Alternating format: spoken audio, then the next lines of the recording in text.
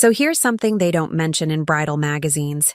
The optimal distance for throwing a bouquet is also, coincidentally, the perfect range for launching it at your cheating fiancé's face. I'm Elise, and apparently when they said, something borrowed, something blue, nobody specified that shouldn't include your best friend borrowing your future husband for extracurricular activities. Let me paint you a picture. It's 1:47 p.m. on a Saturday in July, and I'm standing in the bridal suite of Charleston's historic church. You know, that postcard-perfect venue with the white columns and Spanish moss that every Southern girl supposedly dreams about. I'm in a dress that cost more than my nursing school loans, holding a bouquet of white roses that suddenly feel like a weapon, and I've got exactly 13 minutes before I'm supposed to walk down that aisle and commit the biggest mistake of my life. Except I'm not going to do that. Because 3 months ago, on a perfectly mundane Monday while Graham was showing a very important client around a waterfront mansion, I discovered that Apple's ecosystem is both a technological marvel and a relationship-destroying machine. See, Graham's Apple Watch was synced to my iPad. And when you're casually scrolling through Pinterest looking for centerpiece ideas for your wedding, you don't exactly expect to see text messages popping up that say, "Can't wait until this charade is over and we're free. Counting down the days until Maldives, baby." The sender? Not some random side piece. Oh no, that would be too simple. It was Vera.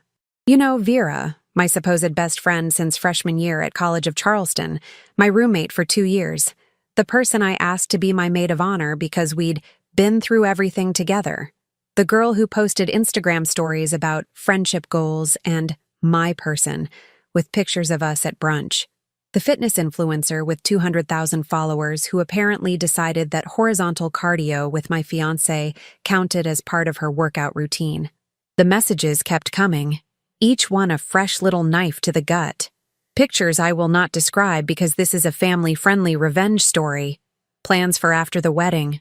Discussions about how Elise is so focused on making everything perfect, she doesn't even notice when Graham comes home late. They weren't wrong about that last part, which honestly stings worse than the betrayal itself. But here's where it gets truly spectacular. Buried in those messages was a confirmation for honeymoon reservations, our Maldives trip, the overwater bungalow I'd spent months researching. Except the reservation had been changed. The names now? Graham Barrett and Vera Caldwell. They were going to steal my honeymoon. Literally. The honeymoon I'd helped plan. The one where I'd carefully selected the resort with the best snorkeling because Graham said he wanted to learn. Apparently, the only diving he was interested in didn't involve coral reefs. For 3 months, I played the perfect bride-to-be. I showed up to dress fittings with Vera, smiled through her helpful comments about how maybe I should try her trainer before the wedding. I nodded enthusiastically when Graham's mother, Judith, who'd dropped $45,000 on this wedding, showed me the custom-engraved champagne flutes she'd ordered. I confirmed vendor appointments, addressed invitations, and pretended I didn't know that my fiancé was sneaking out of bed at 5 a.m. to go running with my maid of honor. You know what they say about nurses? We're good in a crisis. We stay calm. We assess the situation. We make a plan. And let me tell you, I made one beautiful plan. The day before the wedding, during the rehearsal, I watched them. Graham kept finding excuses to stand near Vera. She'd touch his arm and laugh at something he said. His mother beamed at me, talking about how blessed she was to be gaining a daughter. The bridesmaids chatted about their dresses. The groomsmen made jokes about Graham's last night of freedom. And I smiled. God, I smiled so much my face hurt. That night, at the rehearsal dinner at Fleet Landing restaurant overlooking the harbor, Graham gave a speech. Talked about how lucky he was, how he couldn't wait to spend forever with me, how I was his best friend and soulmate.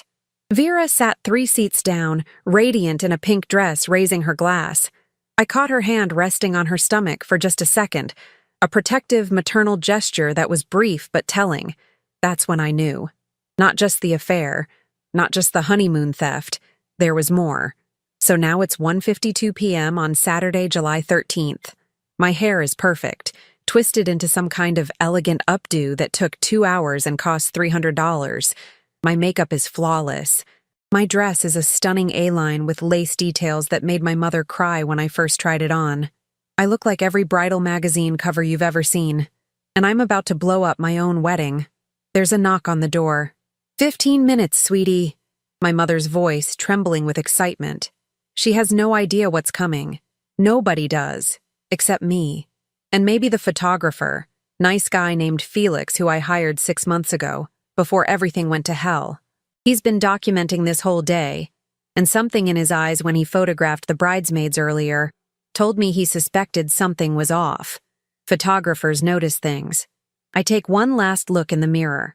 The girl staring back at me looks nothing like the naive pediatric nurse who said yes to Graham's proposal on Folly Beach 18 months ago. That girl thought she'd found her person. This woman? She knows exactly what she's doing.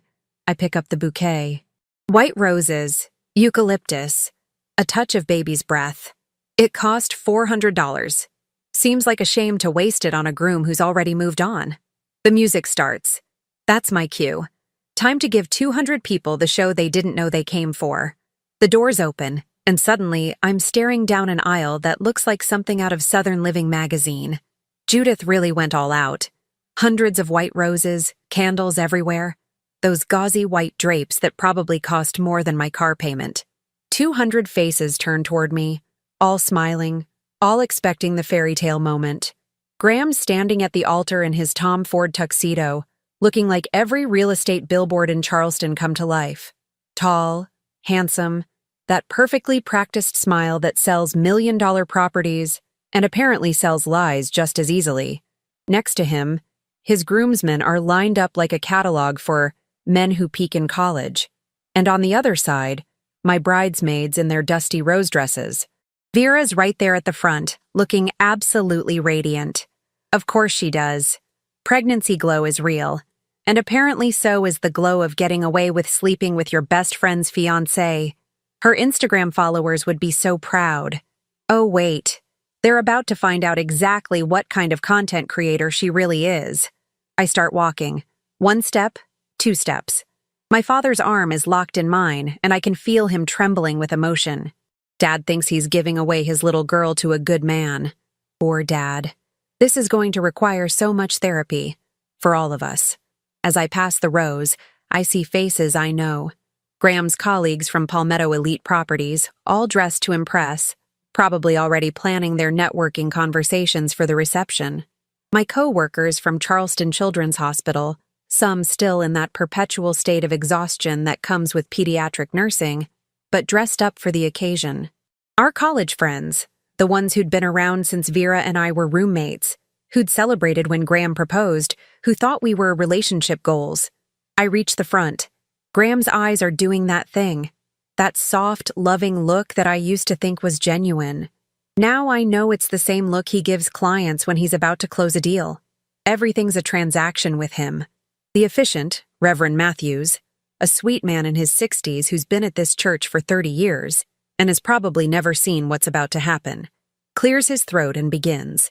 Dearly beloved, we are gathered here today. I let him get through about 45 seconds of the standard opening. Long enough that everyone's settled in, phones are away.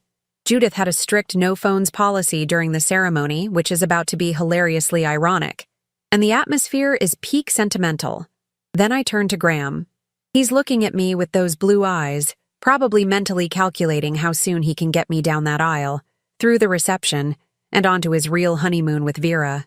Graham, I say, my voice clear and steady, cutting through the Reverend's speech. The church goes quiet. I have something to say before we continue. His face does this micro-expression thing. Confusion, then concern, then a flash of panic that he quickly tries to hide. Too late. I saw it.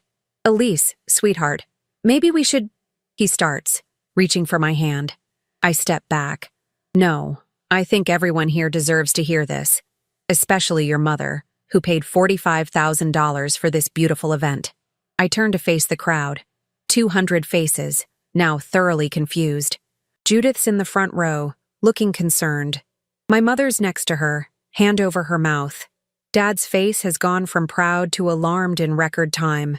So, fun story, I say, channeling every ounce of customer service voice I've ever used when dealing with difficult parents in the pediatric ward. Sweet, professional, with just a hint of "I'm about to ruin your whole day." 3 months ago, I discovered something interesting. Did you know that when you sync your Apple Watch to someone's iPad, all your messages show up? Technology is amazing, isn't it? Graham's face drains of color. Vera's hand, which was casually holding her bridesmaid bouquet, starts trembling. The roses shake like there's a small earthquake happening in the front of the church. Graham has been having an affair, I continue, and the church erupts in gasps. With Vera, the gasps turn into full chaos. 200 people suddenly trying to process this information, turning to look at Vera, whose face has gone from pregnancy glow radiant to the color of old mayonnaise. "Elise, this is not the time," Graham tries, his real estate voice kicking in, that smooth talking that probably works on clients who don't know he's a lying snake in an expensive suit. "Oh, this is exactly the time," I say, because here's the thing that really gets me. It's not just that you two were sneaking around for months. It's not just that you were doing it while I was picking out flowers and cake flavors and trying on dresses. It's that you literally changed the honeymoon reservations to your names. You were going to take my honeymoon, the trip I planned, the overwater bungalow I researched for hours because you said, and I quote, "I've always wanted to learn to snorkel with you, babe." Someone in the back laughs. It's a shocked, uncomfortable laugh, but it's there. The kind of laugh that happens when something is so absurd your brain doesn't know how else to process it. "But wait," I say, because I'm on a roll now and this is honestly the most honest I've been in 3 months. "There's more. Vera, sweetheart, do you want to share your news? Or should I?" Vera looks like she wants the ground to open up and swallow her whole. Her Instagram-perfect face is crumpling, mascara starting to run. So much for waterproof. Graham steps forward. "Elise, please, we can talk about this privately." "Privately?" I laugh. And it sounds slightly unhinged even to my own ears. "You mean like how you privately told Vera that I was so focused on making everything perfect that I didn't notice when you came home late? Or how you privately planned to leave me for her after stealing my honeymoon?" Judith stands up. Graham's mother, all 5 feet 2 inches of her, in her mother of the groom champagne dress, clutching her custom-engraved champagne flute like it's a weapon. "Graham Michael Barrett, what is she talking about?"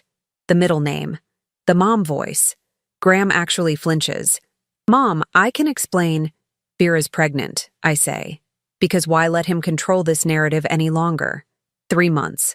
Which means the timeline of when this started is even worse than you think, Judith. They've been doing this since at least April. The church explodes. People are standing up. Someone's crying. I think it's one of Vera's sorority sisters, which is rich considering how many times I heard them gossip about other people's relationship drama. My bridesmaids look shell-shocked. The groomsmen are slowly backing away from Graham like he's contagious. And then Graham says the thing that makes this whole nightmare somehow worse. "Elise, you have to understand." His voice cracks, and for a second I almost feel bad. Almost. "Vera's pregnant. I had to do the right thing. I was going to tell you after the honeymoon. You would have understood. You're good with kids. You're a nurse. You get it. The right thing. This man. This absolute walnut of a human being. He cheated on me, got my best friend pregnant, stole my honeymoon plans, and now he's standing here telling me that marrying me while planning to leave me for her was the right thing, because I would have understood. I look at Vera. Did you actually fall for that line? That this was the right thing? She's crying now, full ugly cry, and I almost feel bad for her. Almost. But then I remember every brunch where she asked invasive questions about my relationship, every time she accidentally touched Graham's arm, every Instagram story she posted about loyalty and friendship. "I love him," Vera sobs. "You don't understand, Elise. You were always so busy with work. He was lonely. I was just there for him." "You were there for him," I repeat slowly. "You were there for him in my bed, I assume? In the condo that's in my name? The one where you crashed for a few weeks last March when your apartment flooded?" Her face confirms everything. I turn back to the crowd. My makeup is still perfect. My hair hasn't moved. I look like a bride from a magazine, except magazines don't usually feature brides holding their bouquet like they're considering which target to hit first. So here's what's going to happen, I announce. The ceremony is obviously canceled. But you know what isn't canceled? The reception. The food is paid for. The bar is open. The band is ready. And I already paid for all of it. So you lovely people are going to go enjoy it. Every last bite of that overpriced sea bass. Every drop of the premium open bar. Dance to the band. Take pictures. Have the time of your lives. I look directly at Graham and Vera. You two are not invited. Then I turn to Judith, who looks like she's aged 10 years in the last 5 minutes. I'm sorry your son turned out to be a train wreck in a tuxedo, but thank you for the party. And with that, I walk back down the aisle, bouquet still in hand, head held high, while 200 people sit in absolute stunned silence. Behind me, I hear Graham calling my name. I hear Vera sobbing. I hear the chaos erupting. I don't turn around. You know what's funny about walking out of your own wedding? The exit is a lot faster than the entrance. No slow march, no coordinated steps with your father, no pausing for the photographer. Just you, a designer dress, and the burning desire to get to the bridal suite before you lose your composure. I make it exactly 3 hallways before the adrenaline crashes and my hands start shaking. The bouquet drops to the floor. Those $400 roses scatter across the historic hardwood like expensive confetti. I lean against the wall, trying to remember how to breathe like a normal human and not like someone who just detonated their entire life in front of 200 witnesses.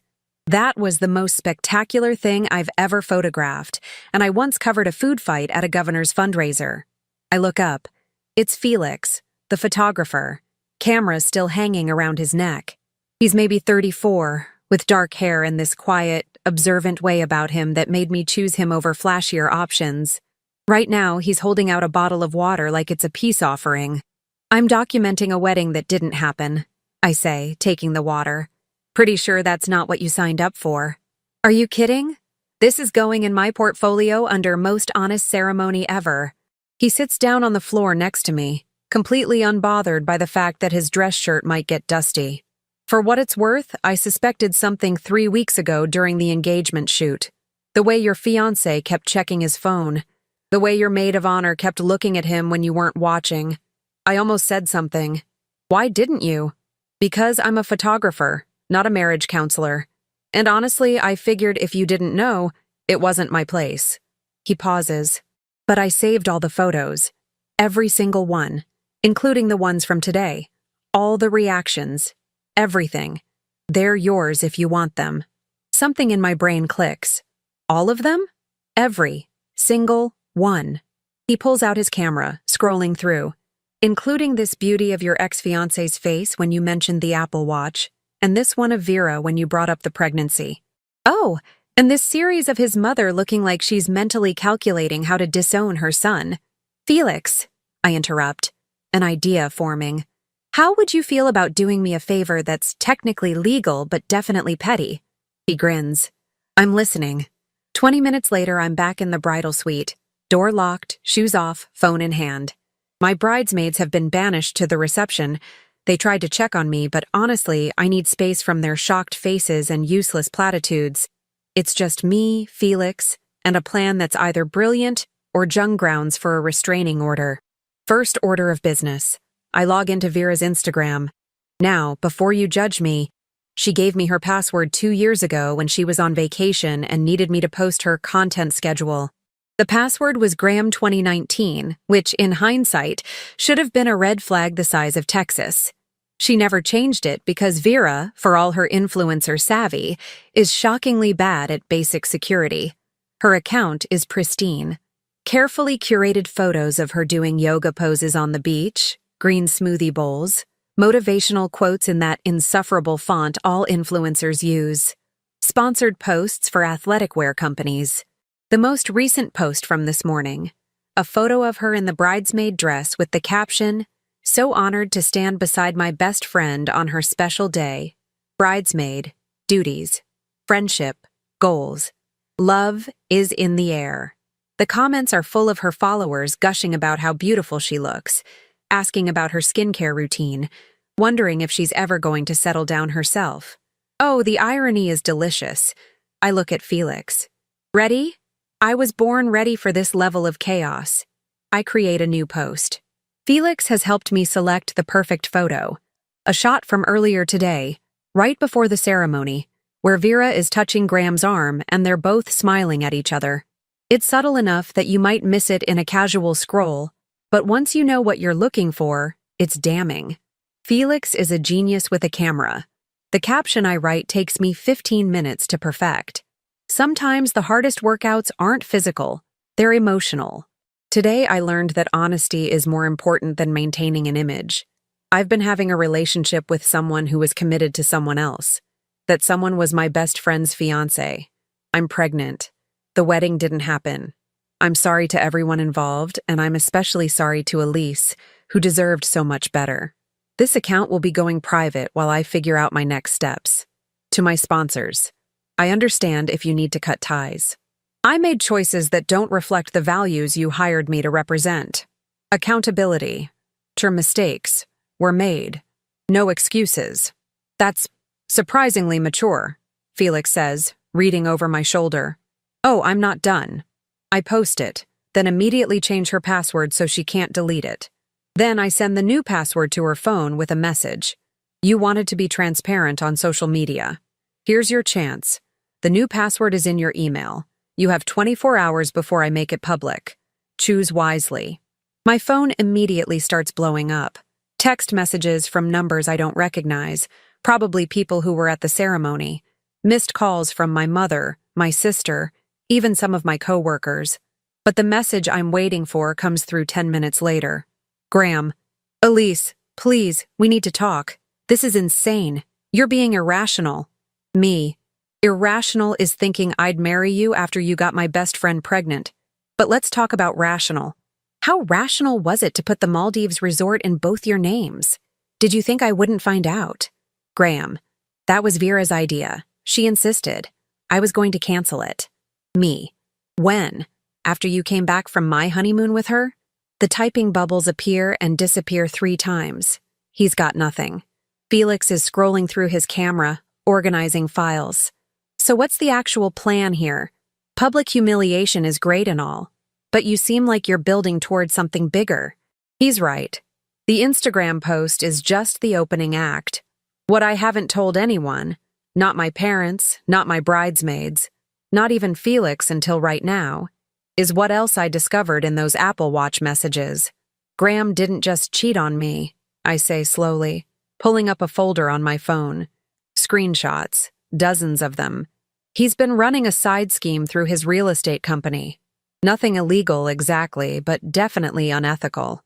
He's been inflating property appraisals for his high-end clients, taking kickbacks, and basically manipulating deals in ways that would get him fired and blacklisted if anyone found out. Felix whistles low. And you have proof? Screenshots of messages, bank transfers, everything. I've been collecting evidence for 2 months, ever since I found the first message about it buried between his love notes to Vera. I look at him. I was going to confront him after the wedding, maybe suggest marriage counseling, try to work it out like an idiot, but now? Now you're going nuclear. Now I'm going nuclear, I confirm. Judith paid for this wedding, $45,000. Graham makes good money, but not drop $45K on a party money. His mother dipped into her retirement savings for this because he convinced her it was important, that he was marrying the love of his life, that I was worth it. And she just watched him admit he got someone else pregnant. Exactly. So here's what's going to happen. I'm going to that reception, the one I told everyone to enjoy, and I'm going to have a quiet conversation with Judith. I'm going to show her exactly what her son has been doing with his career, and then I'm going to let her decide what to do with that information. Felix leans back against the wall. You're scary. Has anyone ever told you that? I work in pediatric emergency care. Parents lie to me every single day about how their kid got hurt, what medications they're on, whether they've been keeping up with treatments. You learn to read people. You learn to collect evidence. You learn that sometimes the nice approach doesn't work, and you need to bring out the big guns. My phone buzzes again. This time it's Vera. What did you do? My account is blowing up. Change the password back right now. Me. You wanted to be an influencer. Congrats. You're trending. Fitness influencer fails is already starting. I silence my phone and stand up, smoothing down my wedding dress. Felix stands too, camera ready. One more favor, I say. I need you to document the reception. Not the normal pretty shots. The real stuff. Judith's face when I talk to her. Graham if he shows up. Vera's meltdown when she checks her phone. All of it. You're building a case. I'm building a new life. One where I don't get manipulated by pretty real estate brokers with nice smiles and flexible morals. I pick up what's left of my bouquet, a few roses that survived the drop. Plus, I paid for this party. Might as well enjoy it. Felix opens the door for me. For the record, Graham's an idiot. Anyone who would cheat on someone who plans revenge, this methodically deserves everything coming to him. Felix, are you flirting with me at my failed wedding reception? I'm documenting the moment. What you do with that information is entirely up to you. We walk down the hallway toward the reception venue. I can hear music playing. The band is actually performing, which means at least some people took me up on the offer to stay and enjoy the party. The chaos in the church probably only added to the entertainment value. Right before we enter, I check Vera's Instagram one more time. The post has been up for 30 minutes. It has 847 comments and counting. Her follower count is dropping in real time. 195,000, 194,500, 193,800. Some of the top comments. Wait, what? This is the wildest thing I've ever seen on this app. Girl, no amount of green smoothies can fix this mess. The tea is scalding. Her best friend's fiancé? At the wedding? This is insane. One comment from what appears to be a brand account. We'll be in touch regarding our sponsorship agreement. This does not align with our values. Perfect. I put my phone away, take a deep breath, and push open the doors to the reception. Time for Act 2. The reception venue looks like something out of a magazine spread that will never get published because the couple imploded before cutting the cake.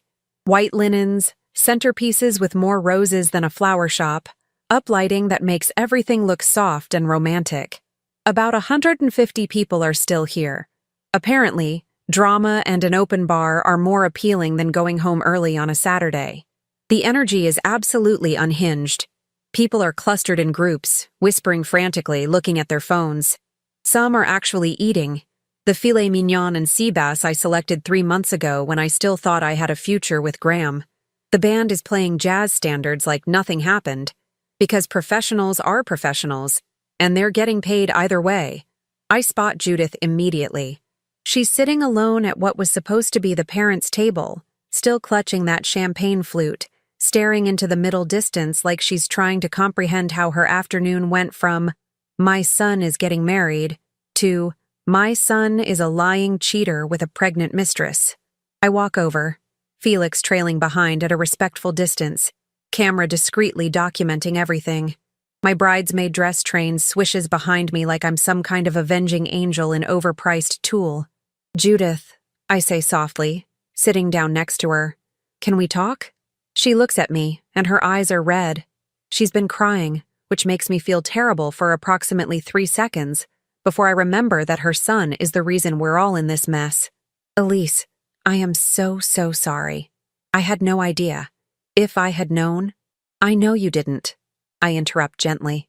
"You're not the one who needs to apologize. But there's something else you need to know. About Graham. About his job." Her face shifts from devastated to confused. "His job? What does Palmetto Elite have to do with any of this?" I pull out my phone, opening the folder of screenshots I've been collecting. Graham hasn't just been lying about Vera. He's been running a scheme at work, inflating property appraisals, taking kickbacks from contractors, manipulating deals. Nothing technically illegal, but extremely unethical. The kind of thing that would get him fired immediately if his bosses found out. I show her the messages. Screenshots of Graham texting with contractors. "Bump the appraisal by 50K, we split the difference." Messages to clients. "I have an appraiser who's very flexible with valuations." Bank transfers to an account that isn't his primary checking. Judith's face goes through several emotions: shock, disbelief, anger, and finally, a cold resignation that's honestly scarier than any of the others. "How long have you known?" she asks quietly. 2 months. I found these messages the same day I found out about the affair. I was going to, I don't know. I thought maybe we could work through it. Get counseling. I thought the affair was a stupid mistake and the work thing was just him cutting corners. I laugh bitterly. I was an idiot. You were in love, Judith corrects. That's different.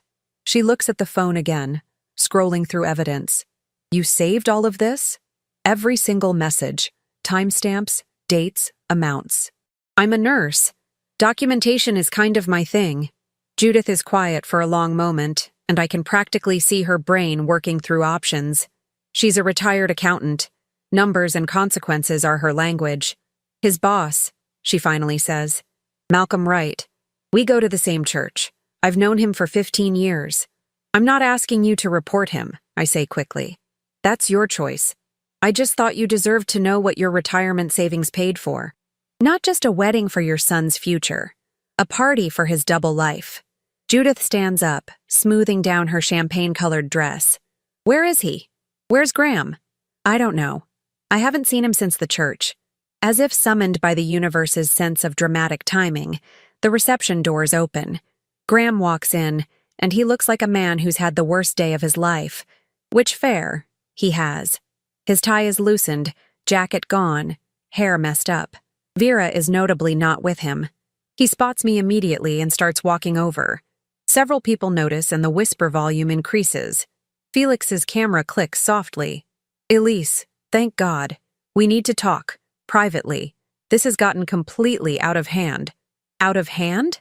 I stand up, and I'm aware that everyone in the vicinity has stopped pretending not to listen.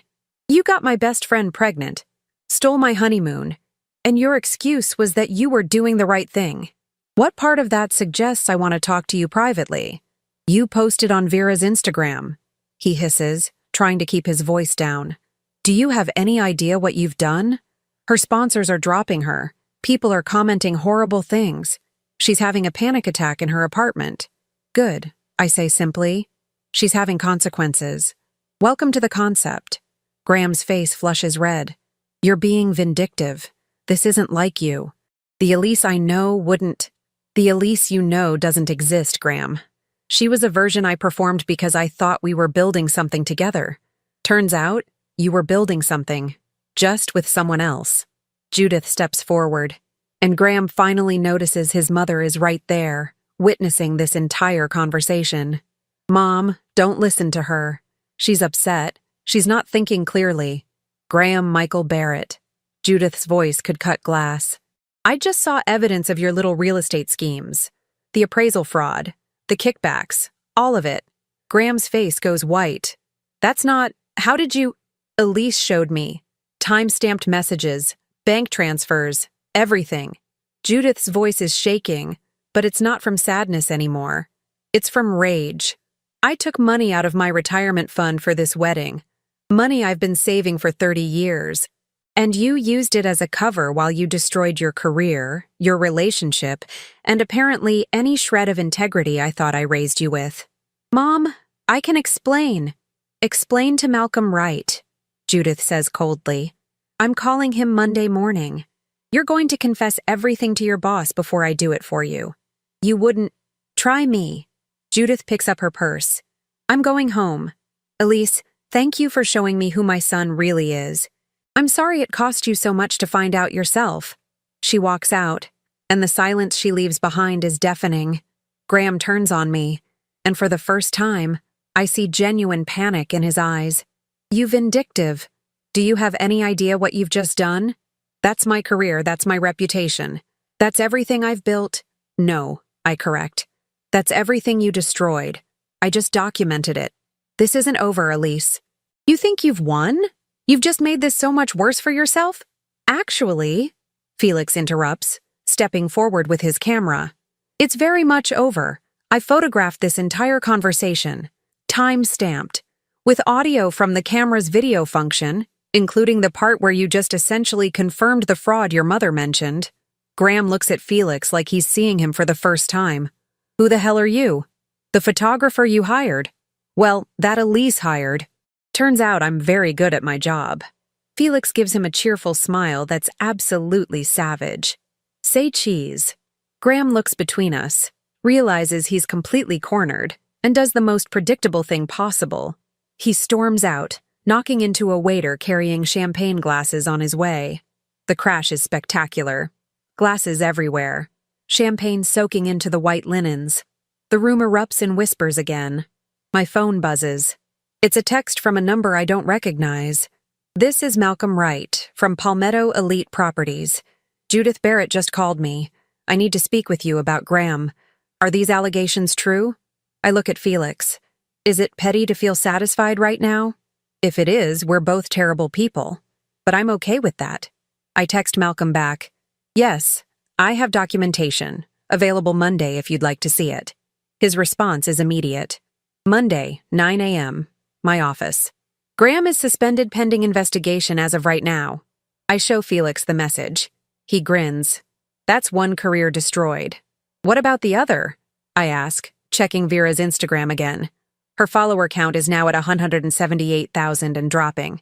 The comment section is absolutely brutal. Someone's made a meme using one of her motivational quotes overlaid on a picture from today. It's already been shared 2,000 times. Another notification. 3 different brands have publicly announced they're ending their partnerships with her. One of them posted a statement about values and integrity that's basically a professionally worded version of, "We don't want to be associated with this mess." My bridesmaid Sarah approaches cautiously. "Elise, are you okay?" "Honestly, I'm fantastic. Is the bar still open?" "Yeah, everyone's kind of just staying." This is the wildest thing that's ever happened in Charleston social circles. People are texting their friends to come. Perfect. Tell the bartender the next round is on Graham's tab. Oh wait, I paid for everything. I laugh, and it sounds slightly manic. Tell them the next round is on me. Everyone who stayed gets to witness karma in real time. Sarah hugs me.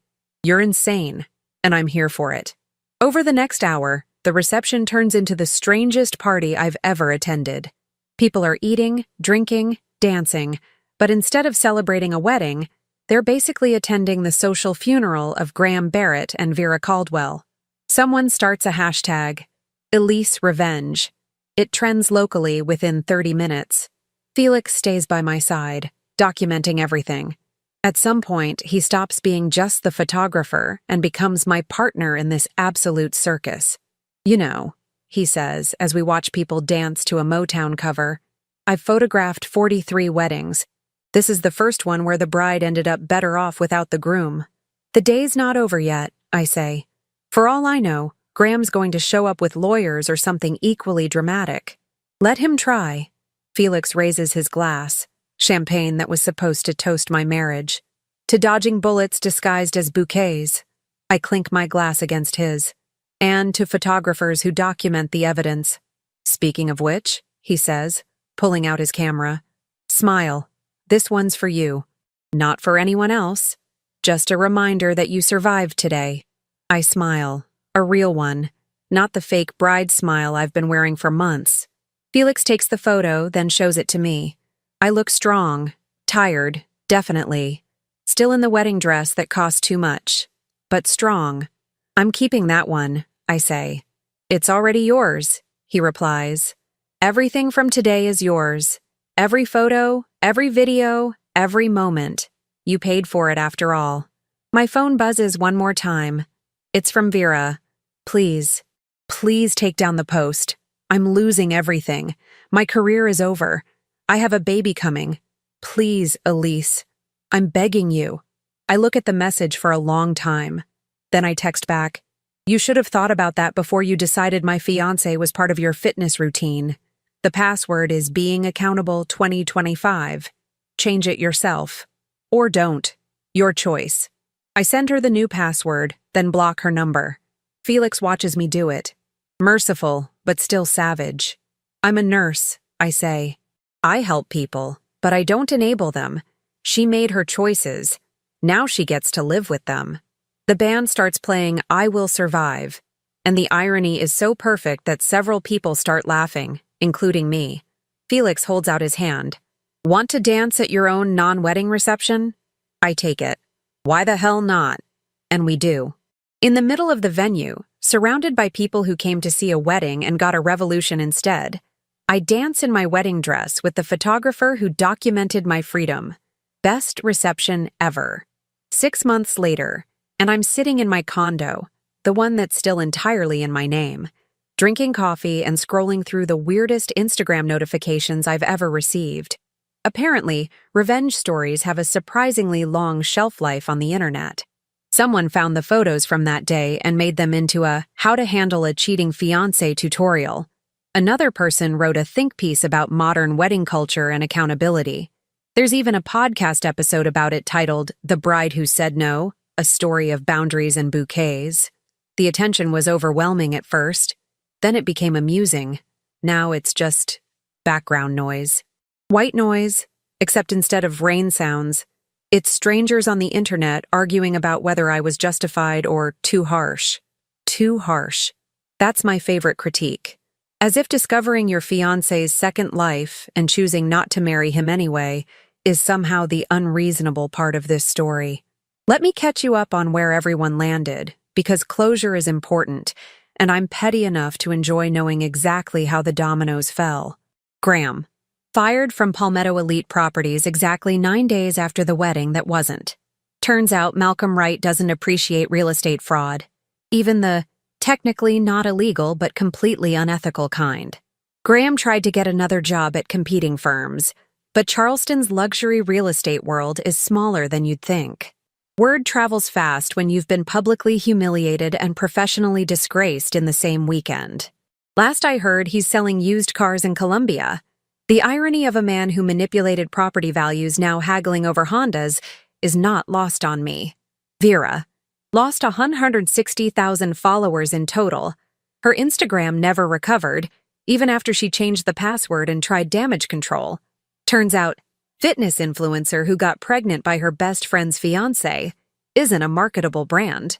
She had the baby, a girl, according to mutual friends who can't help but update me despite my repeated insistence that I don't care. She moved back home to her parents' place in Greenville. No more sponsored posts about green smoothies and yoga poses, just real life, which is significantly less photogenic. Judith sent me a handwritten apology letter 3 weeks after the wedding, along with a check refunding the money I'd spent on my bridesmaid dresses and various wedding expenses. I didn't cash it. Instead, I framed it and hung it in my bathroom as a reminder that some people actually have integrity. She also completely cut Graham off financially, which he apparently did not see coming. I respect her more than I ever respected her son. My parents took about 2 weeks to process everything, then took me out for the most expensive dinner Charleston offers and told me they were proud of me for knowing my worth. My mother cried, but in a good way. My father, who's normally a forgive and forget type, said Graham was lucky he didn't show up at our house because there are some things even a pastor can't forgive.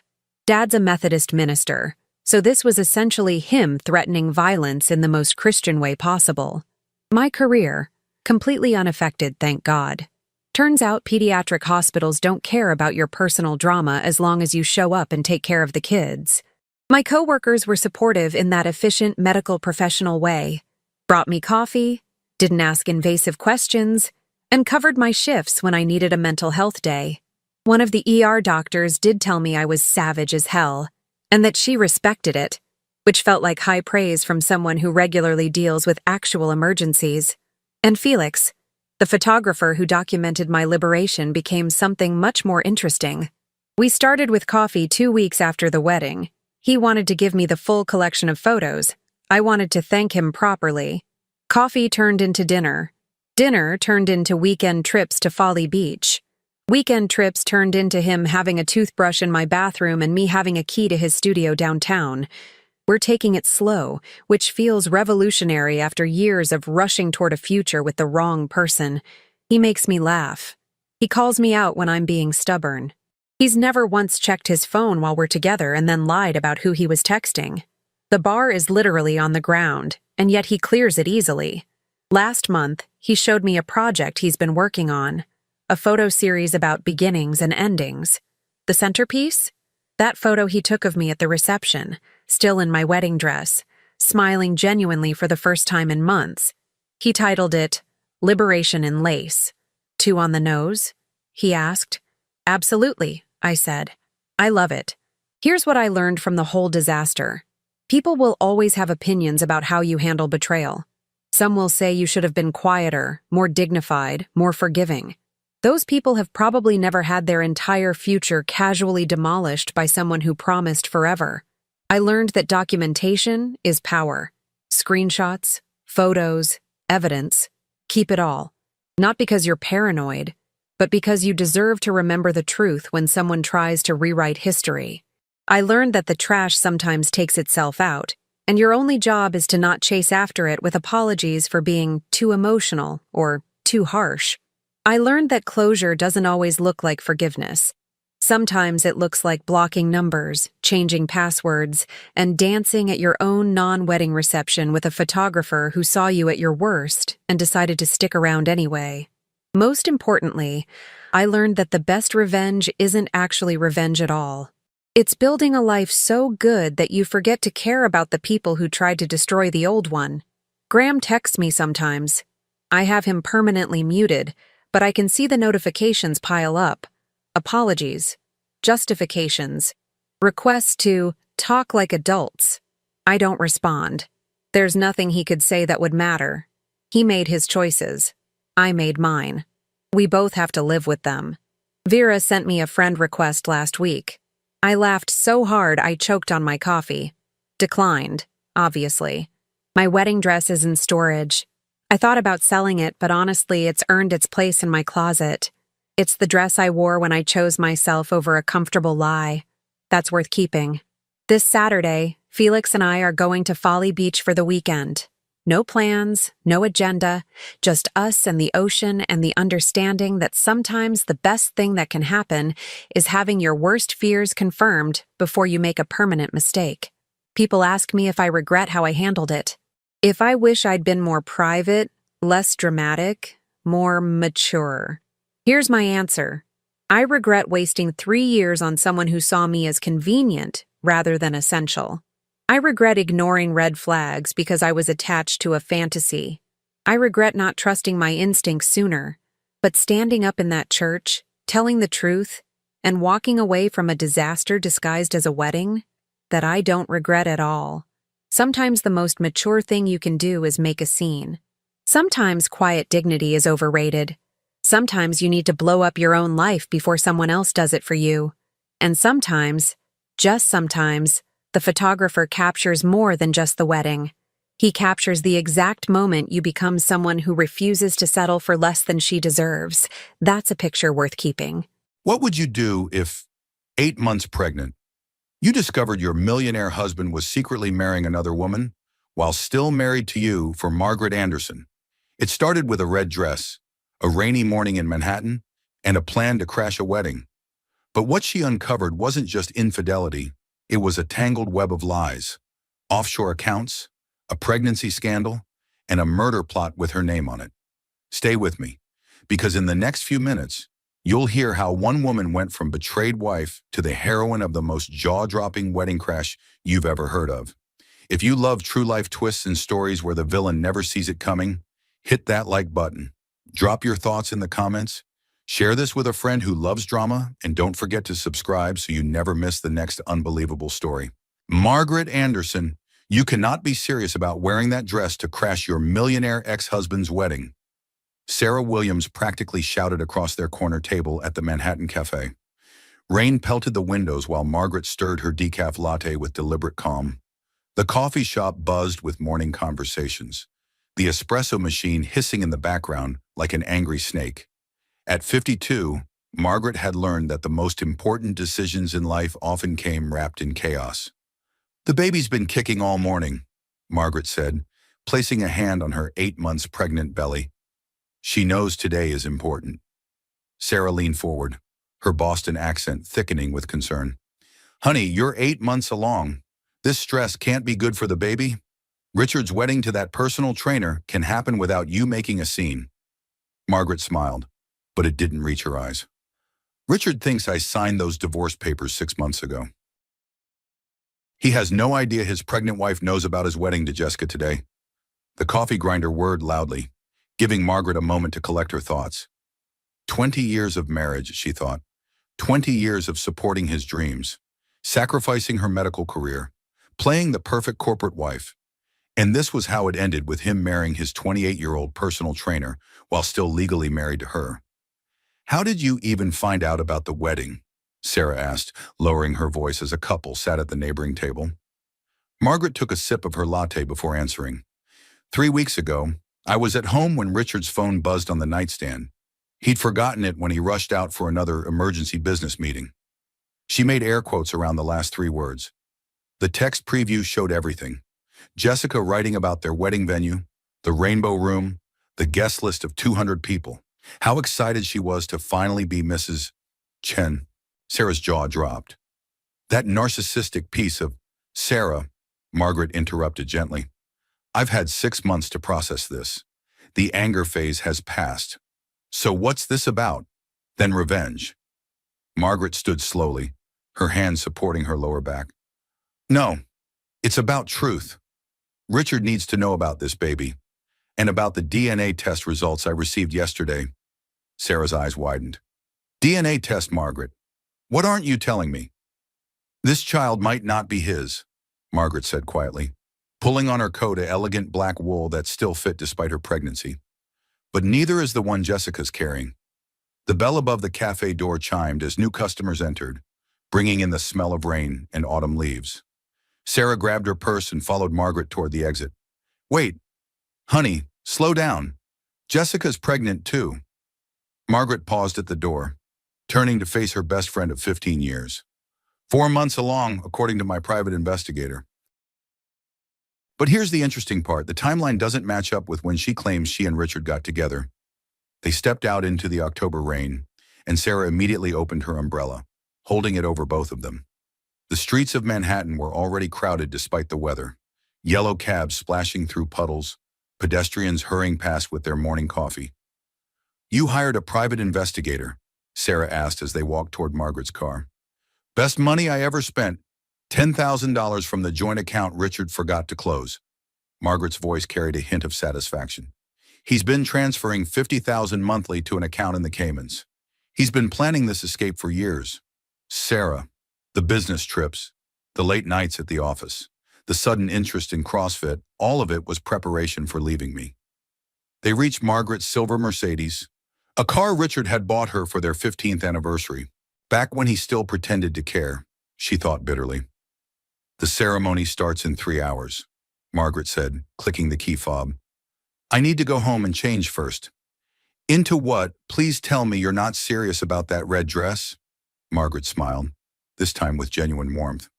"The same red dress I wore to our wedding reception 20 years ago.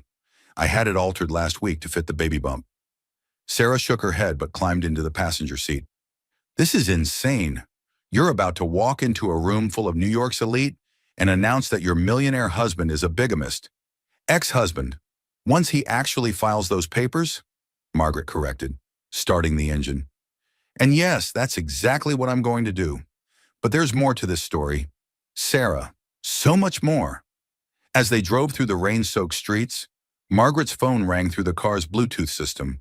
The caller ID showed David Steinberg, her lawyer. "Margaret, I've been trying to reach you all morning." David's formal voice filled the car. "I've discovered something crucial about Richard's prenuptial agreement with Jessica." "I'm on speaker with Sarah," Margaret warned. "That's fine. You both need to hear this. The agreement has a clause about pregnancy and inheritance. If Jessica is pregnant at the time of marriage, she inherits everything if Richard dies within the first 5 years of marriage." Sarah gasped. "That's basically a murder incentive." "My thoughts exactly," David continued. "Margaret, I did some digging into Jessica Monroe's past. This isn't her first marriage to a wealthy older man. Both previous husbands died under mysterious circumstances." Margaret's hands tightened on the steering wheel. "Define mysterious." "The first one, tech entrepreneur Thomas Blake, died in a sailing accident 2 years after their wedding. He was an experienced sailor, perfect weather conditions, but somehow fell overboard and drowned.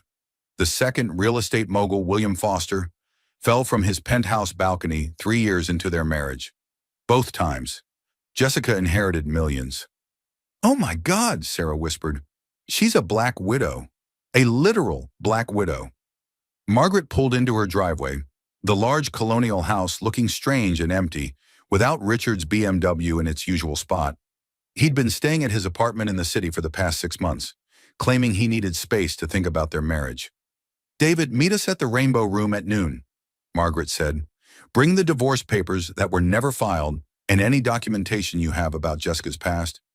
"Margaret, are you sure about this? It could get dangerous." She turned off the engine and looked at her swollen belly. "A woman discovers her true strength when she's protecting her child. And after 20 years of being diminished by Richard's narcissistic abuse, I've finally found mine." "We'll be there," David said. "Eleanor Anderson called me this morning. By the way, Richard's mother knows about the wedding, and she's not happy." "Eleanor knows. She's known about Jessica for months. She's planning to attend the wedding too, but not as a supportive mother. She said, and I quote, 'My son is a fool, but he's still my son, and I won't let some gold digger kill him for his money.'" After ending the call, Margaret and Sarah sat in the driveway for a moment, rain pattering on the windshield. "This is really happening," Sarah said softly. "You're really going to do this?" Margaret nodded. "You know what the strangest part is? 6 months ago, when I first discovered the affair, I wanted to die. I thought my life was over at 52. Pregnant, betrayed, discarded for a younger woman. It was every middle-aged woman's nightmare. But now I realize this is my midlife transformation. Not the one I planned, but maybe the one I needed. Richard's betrayal freed me from a cage I didn't even know I was in." They got out of the car and hurried through the rain to the front door. Inside, the house felt like a museum of a marriage that had died long before Richard met Jessica. Wedding photos lined the hallway, showing a younger Margaret, radiant in her red dress, standing beside Richard in his tuxedo. She'd been 32 then, fresh from her residency, ready to conquer the world as a surgeon. He'd been 35, a startup founder with big dreams and bigger promises. "I gave up my medical career for him," Margaret said, touching one of the photos. "Delivered hundreds of babies as an OB/GYN, then stopped to support his company, raise the family we never had, host his business dinners, be his perfect corporate wife." "The family you never had," Sarah repeated softly. "Margaret, whose baby is this, if not Richard's?"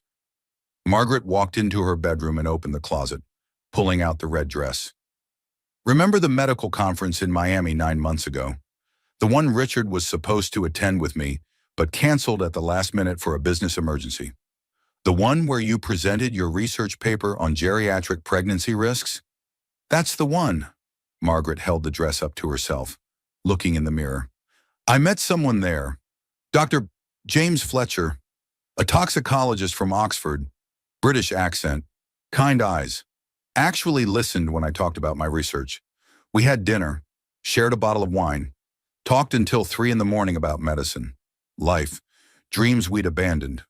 Sarah sat on the bed, processing this information. "You had an affair, one night," Margaret admitted.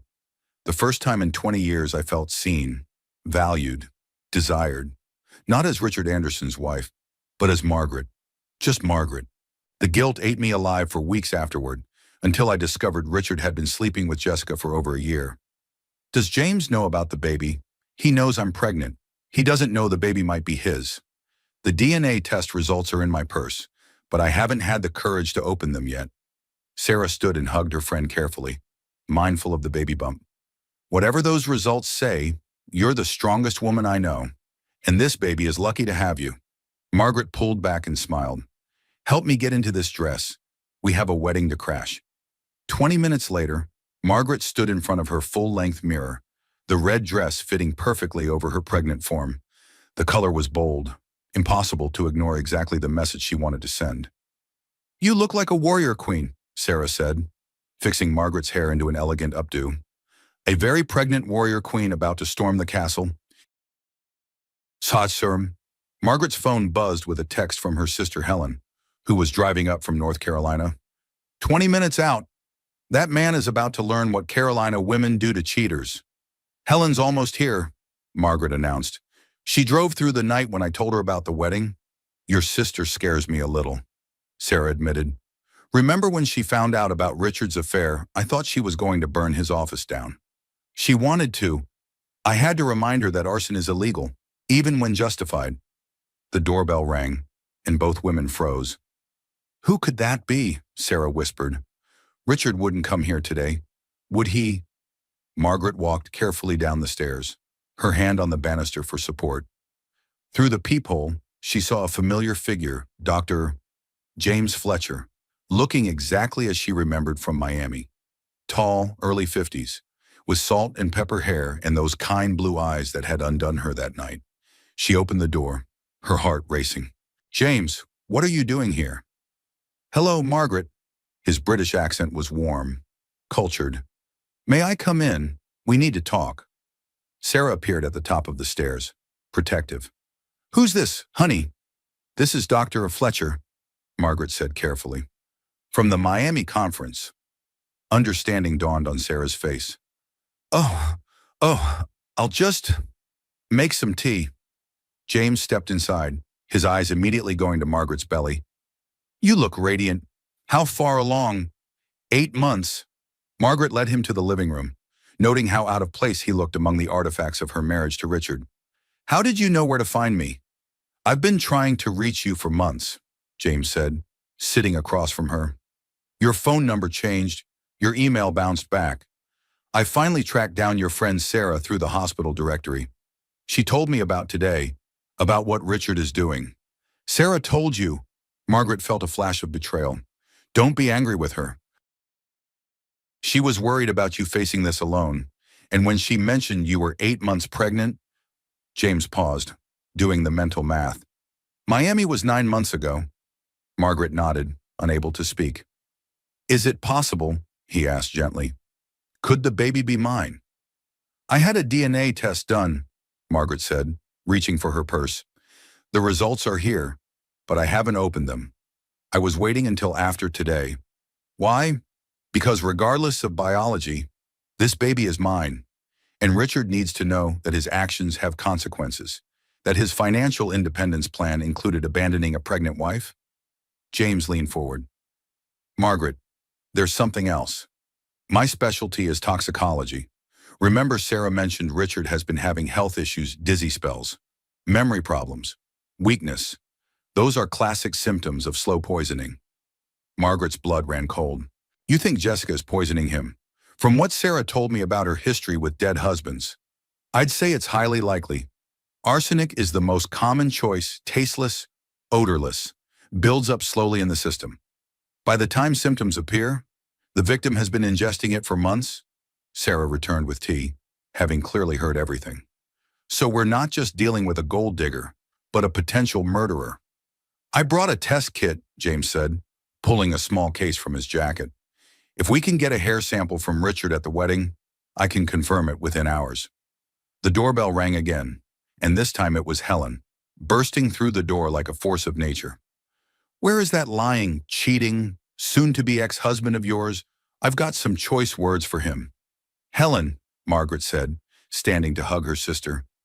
We're heading to the wedding soon. Helen pulled back, examining Margaret's appearance. The red dress. Good choice. That narcissistic idiot won't know what hit him. She noticed James and raised an eyebrow. And who's this tall drink of water?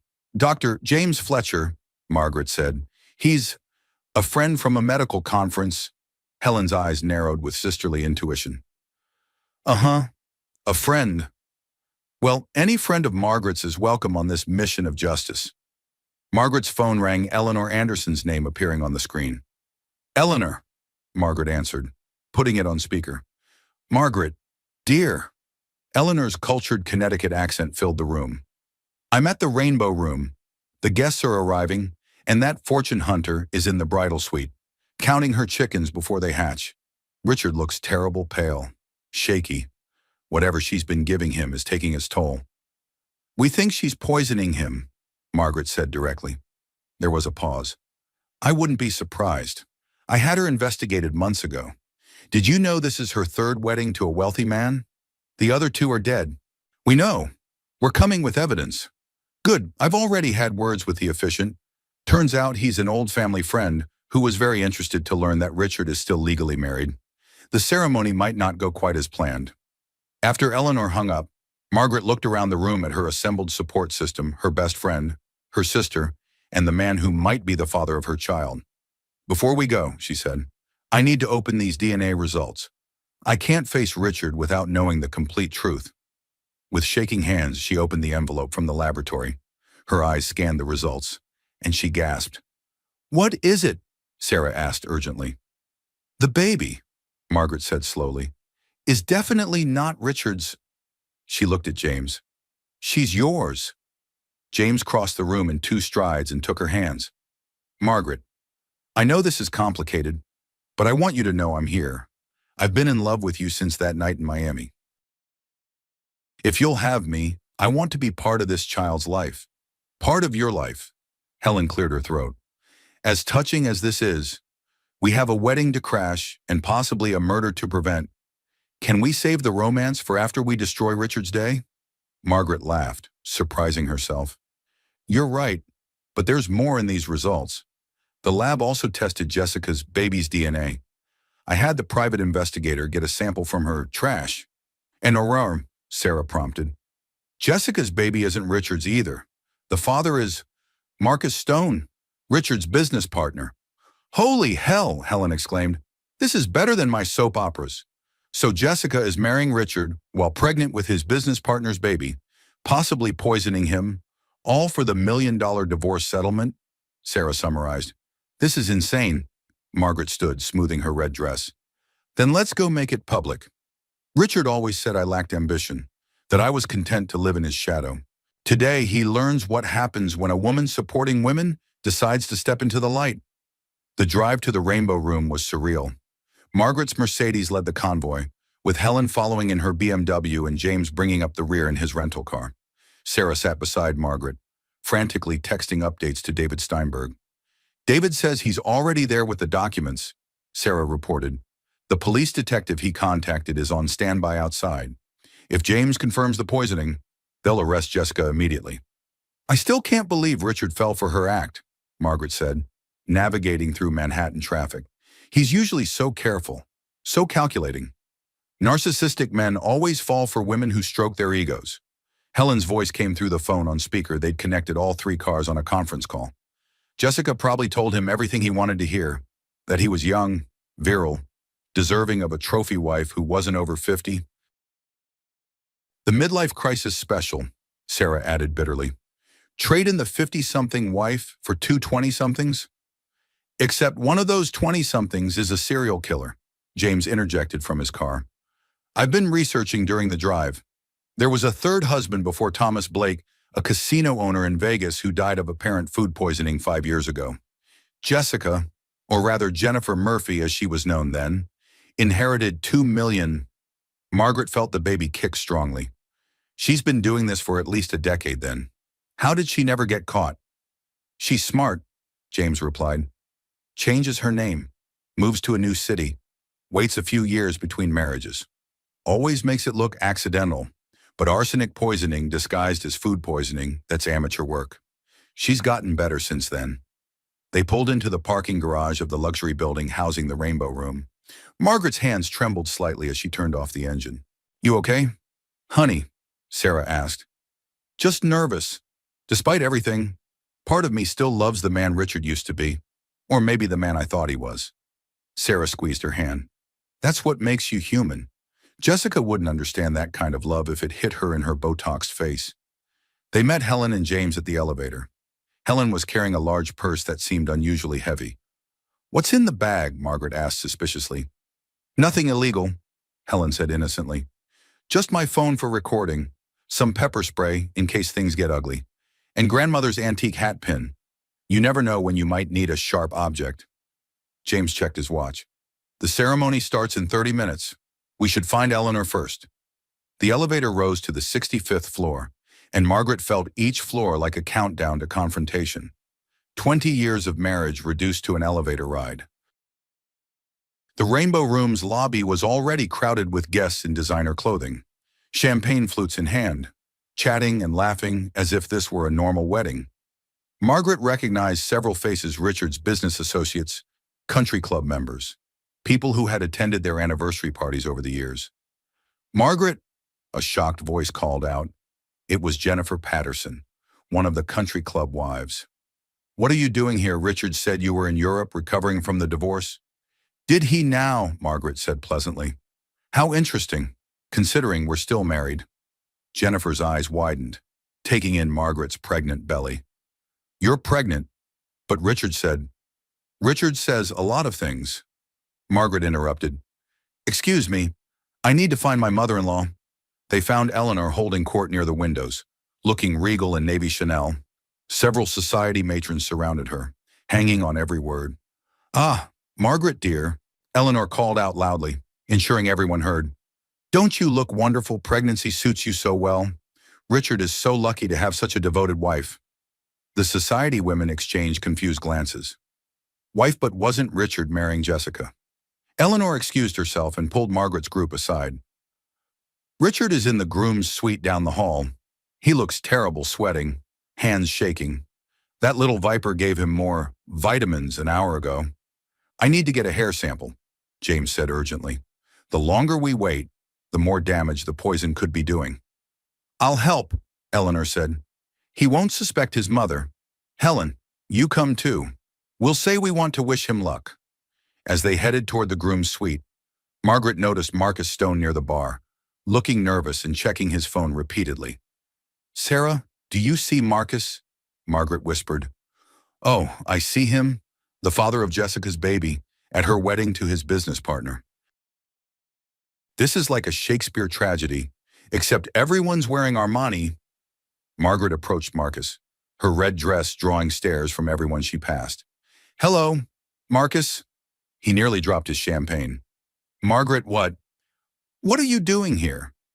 Supporting my husband on his big day, she said sweetly. Tell me, Marcus, how long have you been sleeping with Jessica? His face went white. I don't know what you're talking about. DNA doesn't lie. Marcus, your baby, the one Jessica's carrying, the one she's pretending is Richard's, we have the test results. Marcus grabbed her arm, not roughly but desperately. Please, you can't tell him. It would destroy the company, our partnership, everything we've built. Everything you've built on my husband's money and my sacrifices, Margaret corrected. 20 years of supporting Richard's dreams while mine died. Do you know I was one of the best OBGYNs in Manhattan? I delivered over 300 babies before I quit to be Richard's corporate wife. Margaret, please, she's poisoning him. Marcus, your lover is slowly killing my husband for his money.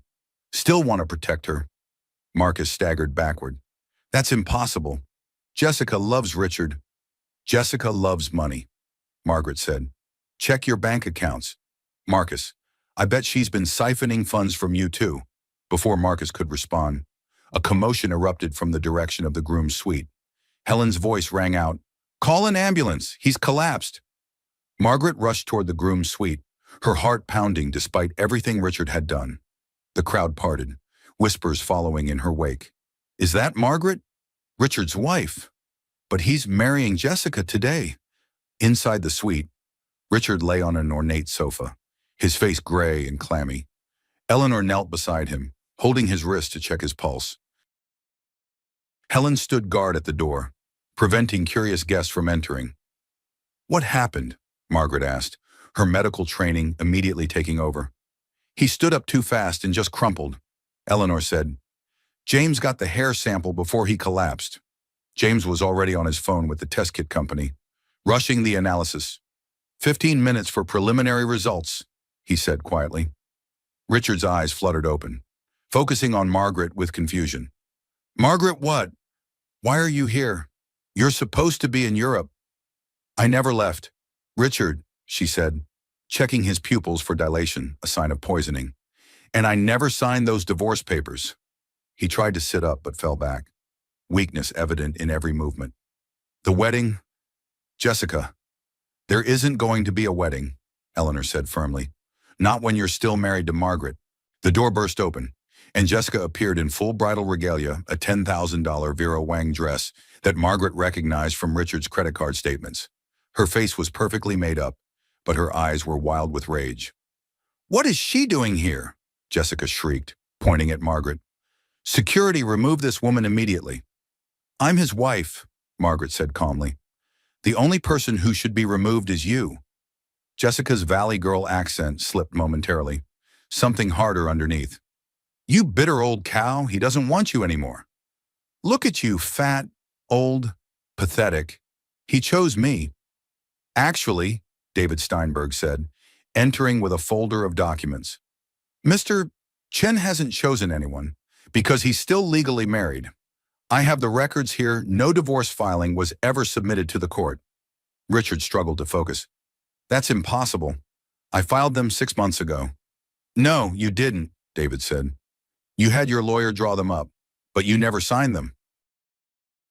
Perhaps you were having second thoughts.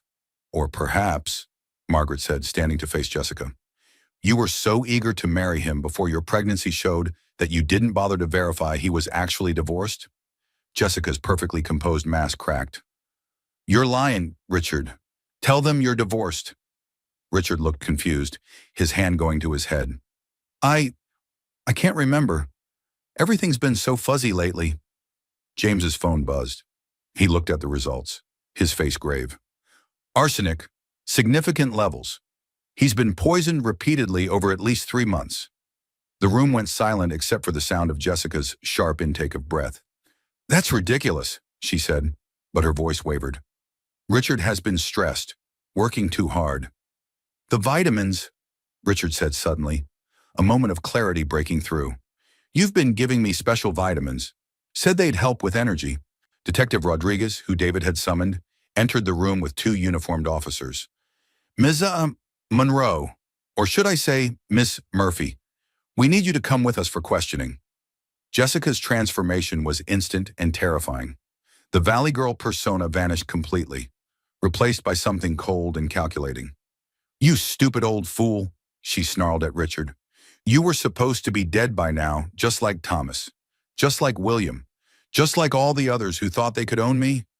The confession stunned everyone, even Detective Rodriguez, who quickly read Jessica her Miranda rights as the officers moved to handcuff her. Wait, Margaret said suddenly. There's more. Jessica, would you like to tell Richard who the father of your baby really is? Or should I? Jessica's face went white under her makeup. Don't you dare, Marcus Stone, Margaret announced. Your business partner, Richard, the man you trusted with your company, has been sleeping with your fiancé. The baby she's carrying, it's his. Richard's face contorted with rage and betrayal. Marcus. Marcus appeared in the doorway, drawn by the commotion. Richard, I can explain. You slept with Jessica. Richard's voice was weak but filled with fury. My partner, my friend. It just happened, Marcus stammered. She said you two were already broken up, that the engagement was just for show. Enough, Detective Rodriguez interrupted. Ms. Murphy, you're under arrest for attempted murder, fraud, and conspiracy. Mr. Stone, we'll need you to come in for questioning as well. As the officers led Jessica away, she turned one last time, her voice venomous. This isn't over. I know things about your precious company, Richard, about the offshore accounts, the tax evasion, the bribed officials.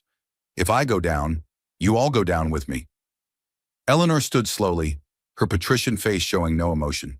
Then I suppose it's fortunate that I've already reported those irregularities to the FBI. My son may be a fool, but I won't let him be a criminal. Richard stared at his mother in shock. You reported me. I reported the crimes, Eleanor corrected. The FBI knows you were manipulated by Miss Murphy and Mr. Stone. You'll face fines, perhaps lose the company, but you won't go to prison. Consider it a mother's final gift, a chance to start over. The Rainbow Room had erupted into chaos. 200 of New York's elite had come for a society wedding and instead witnessed a crime scene. Phones were out, recording and photographing everything. By tomorrow, Margaret knew, this would be front-page news in every society column. The paramedics arrived and began treating Richard, preparing him for transport to Mount Sinai Hospital. As they lifted him onto the stretcher, he reached for Margaret's hand. Margaret, he whispered, the baby. Is it mine? She could have lied, could have let him suffer with uncertainty the way she had suffered for months. But looking at him pale, poisoned, betrayed by everyone he'd trusted except the wife he'd discarded, she found only pity. No, Richard, the baby isn't yours. His face crumpled. I destroyed everything, didn't I? 20 years of marriage. For what? For a woman who tried to kill me. You destroyed it long before Jessica? Margaret said quietly. The narcissistic abuse, the belittling comments, the way you made me feel invisible in my own life. Jessica was just the final act in a play you'd been writing for years. Can you ever forgive me? Margaret felt the baby kick and placed her hand protectively over her belly. Forgiveness isn't mine to give anymore. Richard, that's something you'll have to find for yourself. As the paramedics wheeled him away, Eleanor approached Margaret. You handled that with more grace than he deserved. He's still a human being, Margaret replied. A flawed, selfish human being, but human nonetheless.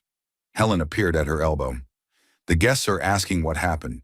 Should we make an announcement? No need, Sarah said, looking at her phone. Someone already posted a video of Jessica's confession. It's gone viral. The hashtag Wedding Crashers is trending. James stepped close to Margaret, speaking quietly. Are you all right? This must be overwhelming. I'm oddly calm, Margaret admitted. Like a weight has been lifted. For months, I've been carrying the secret of Richard's betrayal, the shame of being the discarded wife. Now everyone knows the truth. He's not the successful businessman who traded up for a younger model. He's the fool who nearly got himself killed for his midlife crisis. Margaret, Marcus Stone approached cautiously, flanked by his lawyer. I need to tell you something before the FBI freezes everything. There's a fund $5 million that Richard hid from the divorce proceedings. It's technically in both your names. The access codes are in his office safe. You deserve that money after everything. Why are you telling me this? Margaret asked suspiciously. Because Jessica played me too, Marcus said bitterly. She told me she loved me, that the baby was mine, that we'd run away together after she inherited Richard's money. I was an idiot, but you don't deserve to suffer for our stupidity. Margaret nodded. Thank you, Marcus. Good luck with the FBI. As Marcus was led away by his lawyer, the wedding guests began dispersing, the scandal providing gossip material for months to come. Margaret stood in the center of the chaos, her red dress a beacon of defiance. You know what's funny, she said to her assembled support team. 6 months ago, when I first suspected the affair, I thought my life was over. A 52-year-old pregnant woman, discarded for a younger model. It felt like the most pathetic story ever written. But look at you now, Helen said proudly. You saved Richard's life, exposed a serial killer, and reclaimed your dignity. That's not pathetic, that's heroic. I don't feel heroic, Margaret said. I just feel free. For the first time in 20 years, I'm not Richard Anderson's wife. I'm just Margaret. James stepped forward, taking her hand gently. And Margaret is more than enough. She's brilliant, brave, and about to be a wonderful mother. Margaret looked at him, this kind man who'd appeared in her life at exactly the right moment. James, we barely know each other. One night in Miami doesn't make a relationship. No, he agreed. But it could be a beginning. I'm not asking for forever. Margaret, I'm just asking for a chance to know you, to be part of this child's life. We can take it as slowly as you need. I'm going to be a single mother at 52, Margaret said. Rebuilding my medical career, dealing with the aftermath of Richard's crimes, raising a baby, it won't be easy. Nothing worthwhile ever is, James replied. But you won't be alone unless you choose to be. Eleanor approached, having supervised Richard's departure. Margaret, I want you to know that regardless of what happens with Richard, you'll always be family to me. You were the daughter I never had, and you deserve better than my son could give. Thank you, Eleanor. That means more than you know. Now, Eleanor said briskly, we need to deal with practical matters. The house in Westchester is in your name.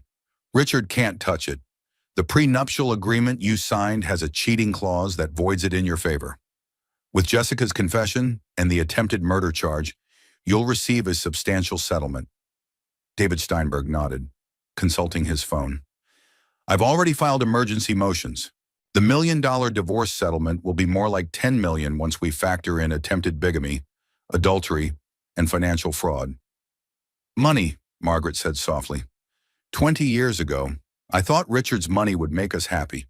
Now I know better. Financial independence after 50 isn't about the amount, it's about the freedom to choose your own path. 3 hours after the wedding disaster, Margaret found herself in a private room at Mount Sinai Hospital. Richard was stable but would need months of treatment to clear the arsenic from his system. The irony wasn't lost on her. She was in the same hospital where she'd once delivered babies, now visiting the man who'd made her give up that career. "You came," Richard said weakly from his bed. "I'm not here for you," Margaret said directly. "I'm here to tie up loose ends. David has the divorce papers. Real ones this time. Sign them, and we can both move on." Richard looked older than his 55 years, the poison and stress taking their toll. "I remember when you wore that red dress to our reception. You were so beautiful, so full of life. When did I stop seeing you?" "The minute you started seeing me as an accessory rather than a partner," Margaret replied. "The narcissistic abuse started small little comments about my appearance, my career, my dreams. By year 10, you'd convinced me I was lucky you stayed with me." "I never meant—" "Yes, you did," Margaret interrupted. "Every cutting remark, every time you introduced me as just a housewife when you knew I'd been a surgeon, every affair you thought I didn't know about before Jessica, it was all intentional. Richard, you needed to feel superior, and making me feel small was how you did it." Richard was quiet for a moment. "The baby, who's the father?" "Someone who sees me as a person, not a possession," Margaret said simply. "Sign the papers." Richard, he signed with a shaking hand. "What will you do now?" "Live," Margaret said, taking the papers. "I'm reopening my medical practice. At 52, I'm young enough to have another 20 years of delivering babies. The financial independence I'm gaining from our divorce isn't about luxury, it's about the freedom to be myself again." "I'm sorry, Margaret, for everything." She paused at the door. "I know you are, but sorry doesn't erase 20 years of diminishment. Goodbye." Richard. Outside the hospital room, James was waiting with Sarah and Helen. "How did it go?" "It's done," Margaret said, holding up the signed papers. "I'm officially soon to be divorced." "This calls for a celebration," Helen declared. "Sparkling cider for the pregnant lady, champagne for the rest of us." "First," Margaret said, "I need to do something I should have done months ago." She led them to the obstetrics ward, her old department. Several nurses recognized her immediately. "Dr. Chen." "Is it really you?" one exclaimed. "Soon to be Dr. Fletcher again," Margaret corrected. "Fletcher was my maiden name. I'm thinking about reopening my practice. Would any of you be interested in working with me?" The enthusiasm was immediate and overwhelming. Within minutes, she had 5 nurses expressing interest and 2 other doctors wanting to discuss partnership opportunities. "This is what women supporting women really looks like," Sarah said, watching the animated discussions. "Your colleagues never forgot you, honey. They've been waiting for you to come back." Dr. Patricia Williams, the current department head, appeared. "Margaret, I heard about what happened today. Are you really planning to return to medicine?" "If you'll have me," Margaret said. "I know it's been 10 years, but I've kept up with my certifications, attended conferences, even published a few papers." "The paper on geriatric pregnancy was brilliant," Patricia said. "Ironic, considering your current condition. When are you due?" 2 weeks, Margaret said, then laughed. "I'll be my own patient soon enough." "We'd be honored to have you back," Patricia said warmly. "Take your maternity leave, then come see me. We'll work out the details." As they left the hospital, Margaret felt lighter than she had in years. The October sun had broken through the rain clouds, casting golden light over Manhattan. "You know what's remarkable," James said as they walked. "This morning you thought you were crashing a wedding. Instead, you saved a life, exposed a criminal, and reclaimed your career." "Don't forget the $10 million settlement," Helen added. That narcissistic ex-husband of yours is paying quite a price for his midlife crisis. It's not about revenge, Margaret said. It's about justice and new beginnings. Her phone buzzed with a text from an unknown number. She read it and gasped. What is it? Sarah asked, concerned. It's from Jessica, or rather, Jennifer, from the detention center. The message was chilling. This isn't over. I have insurance, videos, recordings, documents. Your precious Richard wasn't my only target. Check your email. Margaret opened her email with trembling fingers. There was a video file attached. She clicked play, and Richard's face appeared on screen. But the conversation was with someone else, another woman, neither Jessica nor Margaret. The plan is simple, Richard was saying in the video. Margaret's life insurance is worth $20 million. Once she has the baby, we make it look like complications from childbirth. No one would suspect anything. Margaret nearly dropped her phone. The others crowded around, watching the damning video in shock. He was planning to kill you. Helen's voice was deadly. That bastard was actually planning to murder you. James took the phone, studying the video carefully. This is dated 3 months ago, before Jessica supposedly started poisoning him. Oh my God, Sarah breathed. What if Jessica wasn't the mastermind? What if she found out about Richard's plan and decided to kill him first? Margaret's mind raced, piecing together the puzzle. The woman in the video, I can't see her face, but that voice sounds familiar. They reached Margaret's car, and she immediately called David Steinberg. David, I need you to see something. Jessica just sent a video that changes everything. Don't do anything until I get there, David said urgently. And whatever you do, don't go home alone. If Richard was planning something, there might be others involved. James insisted on driving while Margaret sat in the back with Helen and Sarah. The three women huddled together as they processed this new revelation. Think about it, Helen said. Richard's been transferring $50,000 a month offshore. That's not a fair money, that's hiring money. Margaret's phone rang. It was Detective Rodriguez. Mrs. Chen, where are you right now? His voice was urgent. Heading home from the hospital. Why? Don't go home. Jessica Murphy just gave a full confession in exchange for protection. Your husband hired a professional to make your death look like a childbirth complication. The woman he was talking to in that video, Dr. Monica Reeves, Margaret gasped. Monica Reeves. She's my OB-GYN. She's supposed to deliver my baby. She's been apprehended at JFK trying to board a flight to Switzerland.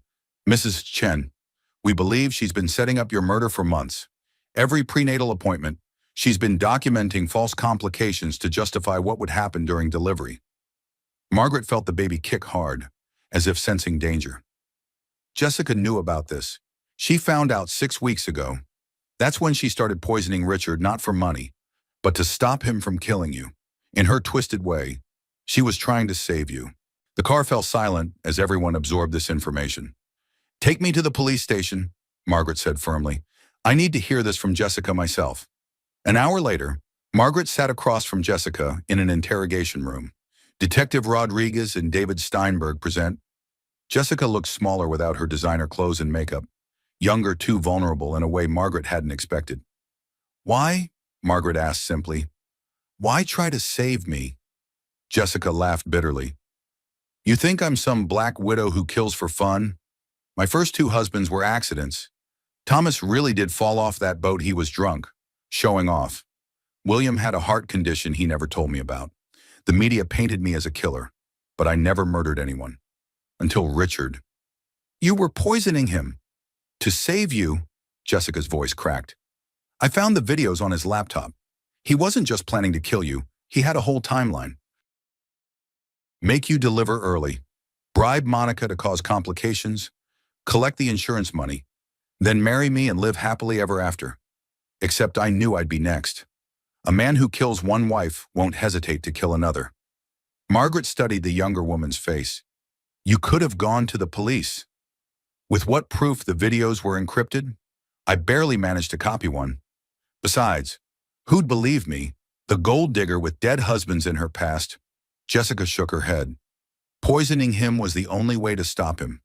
If he was too sick to orchestrate your death, you'd be safe. What about Marcus the affair? Jessica's face reddened. That was real. Maybe the only real thing in this whole mess. I fell in love with Marcus, but I couldn't leave Richard while he was planning to hurt you. I thought if I married him, I could control him, keep him sick enough that he couldn't hurt anyone. You were willing to marry a man you were poisoning to protect a woman you'd never met. You're not the first wife I've seen discarded, Jessica said quietly. My mother was left by my father for a younger woman when she turned 50. She never recovered, died broken and alone 5 years later. When I saw what Richard was planning, I couldn't let it happen again. Margaret sat back, processing this revelation. The woman she'd thought was her enemy had been trying to protect her, albeit in the most twisted way possible. The baby, Margaret said. Marcus's baby. What were you going to do? Raise it alone? Probably. Marcus is weak. He'd never leave his comfortable life for me. Just another thing I got wrong. Detective Rodriguez knocked and entered. Mrs. Chen, Dr. Monica Reeves is ready to make a full confession in exchange for a reduced sentence. She's claiming Richard threatened to destroy her career if she didn't cooperate. Let him claim whatever he wants, was Margaret said, standing. I have those divorce papers signed. Whatever happens to Richard now is his own doing. As she left the interrogation room, Jessica called out, Margaret, for what it's worth, I'm sorry. About the affair, about everything. You deserved better. Margaret turned back. We both did. 2 days after the wedding disaster, Margaret sat in her lawyer's office, surrounded by boxes of evidence. The FBI had taken over the case, uncovering a web of corruption that extended far beyond Richard's murder plot. Anderson Technologies was built on fraud, Agent Sarah Foster explained. Your husband and Marcus Stone have been running a Ponzi scheme for 5 years. The company's value is entirely fictitious. Margaret wasn't surprised. So the millionaire ex-husband is actually broke. Worse than broke, he owes millions to investors. The only real assets are the ones in your name, the house, your personal savings, and the $5 million Marcus told you about. James squeezed her hand. He'd been by her side throughout the investigation, steady and supportive without being overbearing. What happens to Richard now? Margaret asked. He's looking at 25 to life for conspiracy to commit murder, plus another 20 for fraud. Monica Reeves took a plea deal 15 years. She's testifying that Richard threatened to plant evidence of malpractice if she didn't agree to the plan. Margaret's phone buzzed. It was Eleanor. Margaret, dear, I'm at the house. There's something you need to see. Can you come immediately? Concerned. Margaret drove to Eleanor's estate in Connecticut, James accompanying her. They found Eleanor in Richard's childhood room, surrounded by photo albums and letters. I've been going through Richard's things, Eleanor said. Her usual composure cracked. Trying to understand how my son became capable of planning murder. I found these. She handed Margaret a stack of letters, all addressed to Richard from his father, who died 10 years ago. Margaret read them with growing horror. They were filled with vitriolic messages about women, about Margaret specifically, about how Richard needed to put her in her place and show her who's boss. My late husband was a narcissistic abuser too, Eleanor admitted. I stayed for 40 years thinking I was protecting Richard. Instead, I taught him that treating women like property was normal. This doesn't excuse what he did, Margaret said gently. No, but it explains it. The cycle of abuse, passed from father to son. I'm glad you're breaking it. Eleanor looked at Margaret's belly. That little girl will grow up knowing her worth because of you.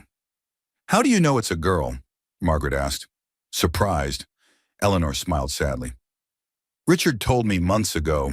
He was disappointed, wanted a son to carry on the Chen name. Another reason he was willing to do what he planned. The casual cruelty of it, being willing to murder her because she was carrying a daughter, hit Margaret like a physical blow. The Chen name dies with him, Eleanor said firmly. Good riddance. But Margaret, I want you to know I've changed my will. Everything I have will go to you and the baby. It's not about money. It's about ensuring you have the resources to give that child everything Richard would have denied her. Margaret hugged the older woman, feeling the tremor in her thin shoulders. Eleanor, you don't have to. Yes, I do. It's the least I can do after failing to protect you from my son."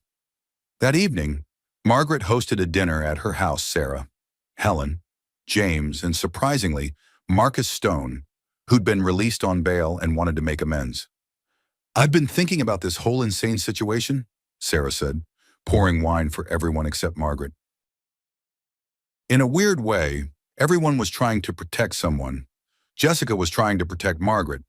Eleanor was trying to protect Richard from himself. Even Monica claims she was protecting her career. "The road to hell," Helen muttered. "Good intentions mean nothing when people get hurt." Marcus cleared his throat. "Margaret, I owe you an apology. I knew Richard was unhappy in your marriage, but I never imagined he'd go this far. If I'd known you were sleeping with his fiancé," Margaret interrupted. "Let's not pretend you have any moral high ground here." "Fair enough." Marcus looked defeated. "The FBI seized everything today. The company, the accounts, all of it. Turns out Jessica was right about one thing: Richard was planning to disappear with the money after you. After everything. He had a new identity prepared. Plastic surgery scheduled in Brazil.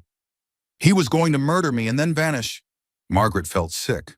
"The ultimate midlife transformation," James said darkly. "Kill the old life literally and start fresh." Margaret stood abruptly, needing air. On the back porch, she looked up at the stars, one hand on her belly. "Your father is a monster," she whispered to the baby. "But you're not him. You're part of me, part of James, part of something better." James joined her, wrapping a jacket around her shoulders. "How are you holding up?" "I should be falling apart," Margaret admitted. "My husband of 20 years tried to have me killed. But instead, I feel relieved, like I finally understand that none of his cruelty was ever about me.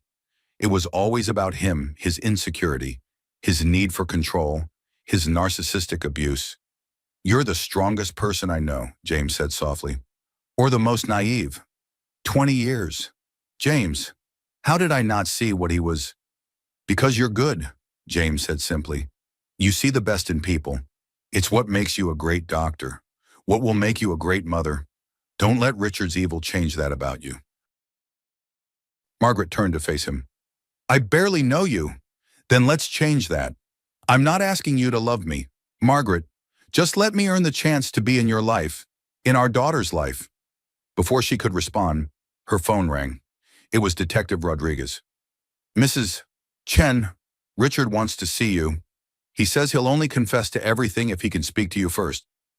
The next morning, Margaret sat across from Richard in a federal holding facility. He looked smaller in his orange jumpsuit, his usual commanding presence reduced to nothing. "You came," he said, his voice hollow. "You said you'd confess if I did. So talk." Richard looked at his hands. "I want to explain. There's no explanation for trying to murder your pregnant wife." Margaret cut him off. "But I'll listen, if only to get closure." "It started 5 years ago," Richard began. "The company was failing. Marcus had made bad investments. We were going to lose everything. So we started the Ponzi scheme. Just temporarily. Just until we could recover. And that led to planning my murder. The FBI was getting close. I knew we'd be caught eventually. I needed an exit strategy." He looked up at her. "You were supposed to be collateral damage. I told myself it would be quick, that you wouldn't suffer." "How considerate," Margaret said acidly. "I know how it sounds. But Margaret, you have to understand I was desperate. The thought of losing everything, of being nobody again, it drove me insane. You were never nobody, Richard. You were a husband, potentially a father, but that wasn't enough for you." "No," he admitted. "It wasn't. I needed to be important, powerful, admired. The narcissistic abuse my father heaped on me, I swore I'd never be weak like he said I was. Instead, I became him." "You became worse than him. Your father never tried to murder your mother." Richard flinched. "When did you stop loving me?" "Margaret, when you stopped seeing me as a person, probably around year 10, when you told that investor I was just a housewife after I'd spent all night helping you prepare your presentation." "I'm sorry." "No, you're sorry you got caught. There's a difference." Richard was quiet for a moment. "The baby. James Fletcher's, yes. He's a good man, better than I ever was. Yes, he is. I'll confess to everything, Richard said finally. The murder plot, the fraud, all of it, on one condition. Margaret tensed. What condition? Let my mother stay in your life, in the baby's life. She's the only good thing left of the Chen family. Eleanor was already going to be part of our lives. She's family to me. Richard, the family you never were. Richard nodded, tears finally flowing. I destroyed everything. Didn't I? 20 years of marriage, a successful company, a child on the way. I threw it all away for what? For the illusion of being someone important. You threw it away because you're a narcissist who can't see beyond himself, Margaret said, standing. This is goodbye, Richard. I hope you find some peace in prison, but I won't be part of your redemption story. As she walked to the door, Richard called out, Margaret, for what it's worth, you were the best thing that ever happened to me. I just wasn't smart enough to see it.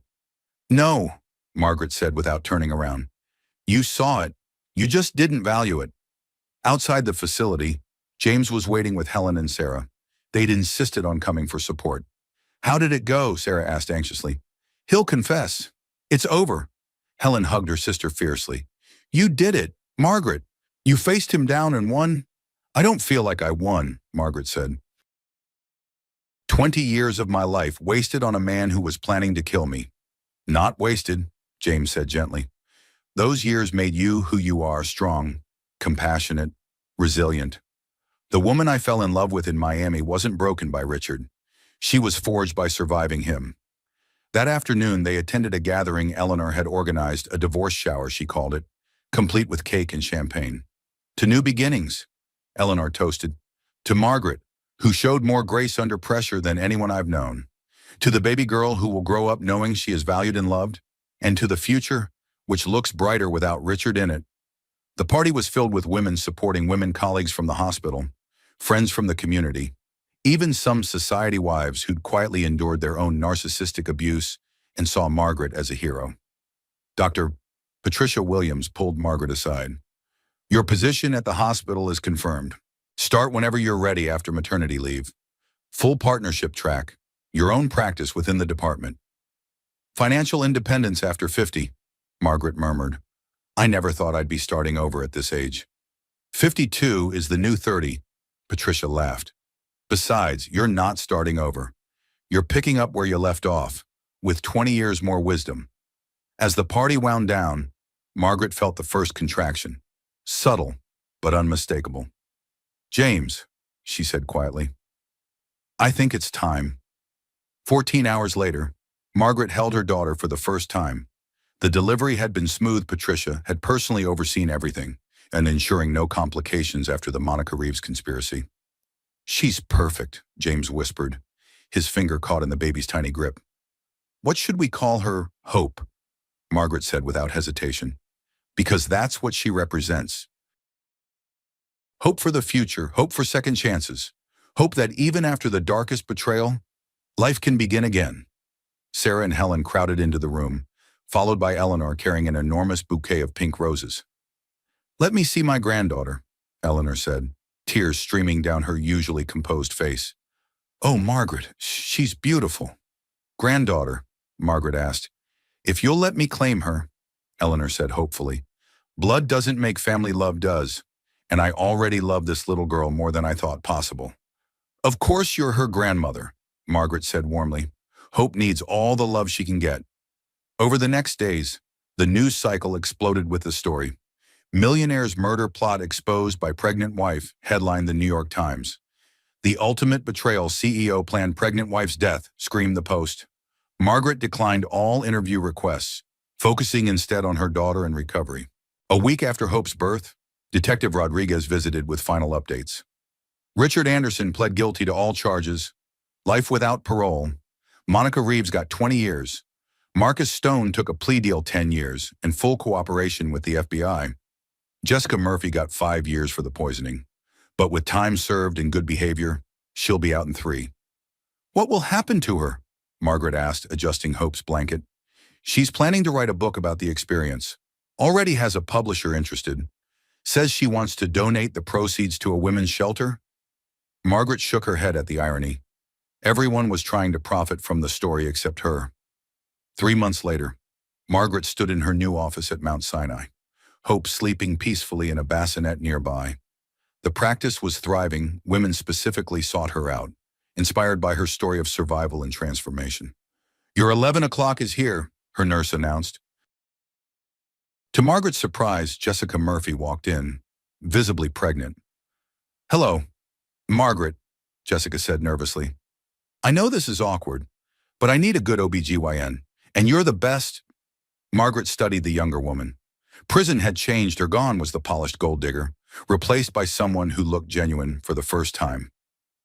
"Marcus's baby?" Margaret asked. Jessica nodded. "He's in minimum security.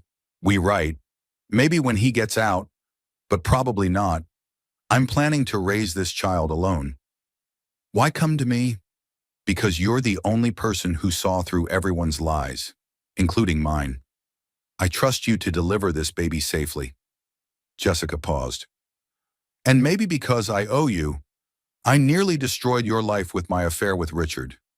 "Richard destroyed his own life," Margaret said. "Sit down. Let's check on your baby." As she examined Jessica, Margaret reflected on the strange turns life takes.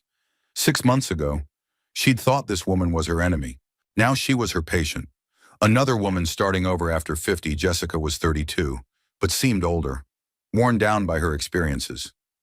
"The baby's healthy," Margaret told her. "Due in about 4 months. Any questions?" "Just one," Jessica said. "How do you do it? Move forward after everything?" Margaret looked at Hope, now stirring in her bassinet. "You choose to. Every day, you choose to be more than what happened to you. My midlife transformation wasn't about revenge or even justice. It was about reclaiming myself." That evening, Margaret hosted dinner at her new apartment, smaller than the house, but entirely hers. James had officially moved in the week before, their relationship having grown steady and strong over the months. "A toast," Sarah proposed, raising her glass. "To Margaret, who showed us all that 50-something women are forces of nature. To Hope, who will grow up knowing her worth. And to second chances. To women supporting women," Helen added. "And to narcissistic ex-husbands getting exactly what they deserve." Eleanor, now a permanent fixture in their lives, smiled. "To families of choice, not just blood." James stood, pulling out a small box. "And to futures we never expected." Margaret gasped as he knelt beside her chair. "Margaret Fletcher," he said, his British accent warm with emotion. "You've shown me that love isn't about age or timing or conventional paths. It's about choosing someone every day, seeing them fully, and believing in the life you can build together. Will you marry me?" Margaret looked around the table, her sister, her best friend, her chosen mother, her daughter, and this good man offering her a love she'd never thought possible. "Yes," she said simply. "Yes to all of it. Yes to love after 50. Yes to new beginnings. Yes to believing I deserve happiness." As James slipped the ring on her finger, a simple sapphire, nothing like the ostentatious diamond Richard had given her, Hope gurgled happily in her high chair. "You know what the funny thing is," Margaret said, looking at her assembled family. "Richard did do me one favor. By trying to destroy me, he freed me to find who I really was all along." "A survivor?" Sarah asked. "No," Margaret said, bouncing Hope on her lap. "Just a woman who finally chose herself. And that's enough. That's more than enough." 1 year later, Margaret stood in her thriving practice, now expanded to include 2 partner physicians. The wall displayed her degrees, certifications, and a framed newspaper clipping, "Doctor rebuilds life after exposing husband's murder plot." But the most important frame held a photo from her wedding to James, a small ceremony on the beach in Miami, where they'd first met. Hope, now walking, had been the flower girl, toddling down the sand-strewn aisle with Eleanor's careful guidance. "Dr. Fletcher." Her nurse knocked. "Your 2 o'clock is here. She says she's writing an article about midlife transformation and financial independence after 50. Margaret smiled. These interviews had become routine, women wanting to know how she'd survived, rebuilt, thrived. The journalist was younger, maybe 35, with eager eyes and a nervous energy. Dr. Fletcher, your story has inspired millions of women. The millionaire ex-husband who tried to kill you is in prison. You've rebuilt your medical career, remarried, and you're raising a daughter at 53. How did you do it? Margaret considered the question, one she'd been asked hundreds of times. I stopped believing the lie that my value decreased with age. Society tells women we become invisible after 50, that we should be grateful for whatever attention we get, even if it's from a narcissistic abuser. But the truth is, we become more powerful with age. We know ourselves. We've survived enough to fear less, and we've learned that our worth isn't determined by anyone else. What about the financial aspect? Your divorce settlement was substantial. $10 million, Margaret said frankly. But you know what I've made more than that in the past year through my practice? The money from Richard was justice, but my financial independence comes from my own work. That's the real power, knowing I can support myself and my daughter without depending on anyone. Any advice for women in similar situations? Margaret looked at the photo of Hope on her desk. Trust yourself. If something feels wrong, it probably is. Don't let anyone, husband, society, or your own fears convince you that you don't deserve better. And remember, it's never too late to start over. I thought my life was ending at 52. Turns out, it was just beginning. The interview concluded, and Margaret walked the journalist out, passing the waiting room full of patients, women who'd chosen her not despite her story, but because of it. Mama, Hope's voice called out. James had brought her for lunch, as he did every Wednesday. Margaret scooped up her daughter, kissing James hello. How's my brilliant girl? She's been asking about babies all morning, James laughed. I think she wants a sibling, Margaret, now 53, smiled. Well, I am an expert in geriatric pregnancies. You're serious? James's eyes lit up. Why not? If this journey has taught me anything, it's that conventional timelines are meaningless. We write our own stories. That evening, the family gathered for Hope's second birthday. Eleanor had insisted on hosting at her estate, transforming the gardens into a fairyland of pink and gold. Sarah pulled Margaret aside during the party. Honey, you've come so far from that morning in the coffee shop when you were planning to crash Richard's wedding. That was the beginning of everything, Margaret reflected. The moment I decided to stop being a supporting character in my own life. Helen joined them, champagne in hand. Speaking of Richard, did you hear he's apparently found religion in prison? Wants to apologize to everyone he hurt. Good for him, Margaret said neutrally. But his redemption story doesn't include me. I've written my own ending. Eleanor appeared with Hope on her hip. This little one wants her mama to tell the story about the red dress. Margaret laughed, taking her daughter. It had become Hope's favorite bedtime story, age-appropriately edited. Of course. Once upon a time, Margaret began, there was a woman who thought she was invisible, but she put on a red dress and discovered she'd been powerful all along. And she saved everyone. Hope added, clapping her hands. No, sweetheart, Margaret corrected gently. She saved herself, and that was enough. As the sun set over the garden, Margaret looked around at her chosen family, women supporting women, a good man who saw her as an equal, a daughter who would grow up knowing her worth, and a mother-in-law who'd become a true mother. Richard had taken 20 years of her life, but he'd failed to take her future. The midlife transformation she'd undergone wasn't about becoming someone new, it was about finally becoming herself. You know what? Margaret said to James as they watched Hope play with the other children. Jessica was wrong about one thing. This isn't a story about a bitter old woman getting revenge. It's about a woman discovering that the best years of her life were waiting for her after 50. James kissed her temple. The best years are still ahead. Margaret smiled, her hand unconsciously moving to her stomach where, unknown to everyone but her doctor, a new life was already growing. Another child at 53, unconventional, perhaps even scandalous to some. But then again, she'd never been one for convention. The Margaret who'd sat in that coffee shop, 8 months pregnant and planning to crash her husband's wedding, would never have imagined this ending. But that was the beauty of survival, of transformation, of choosing yourself. You never knew what joy was waiting on the other side of betrayal. As the party continued around her, Margaret made a mental note to call her publisher tomorrow. She'd been resisting writing a book about her experience, but maybe it was time. Not for fame or profit, but for all the women who needed to know that it's never too late to choose yourself, to achieve financial independence after 50, to leave a narcissistic ex-husband, to survive a $1 million divorce settlement and come out stronger. Her story wasn't unique because of the murder plot or the dramatic wedding crash. It was powerful because it was, at its core, the story of every woman who'd ever been told she was too old, too late, too much, or not enough.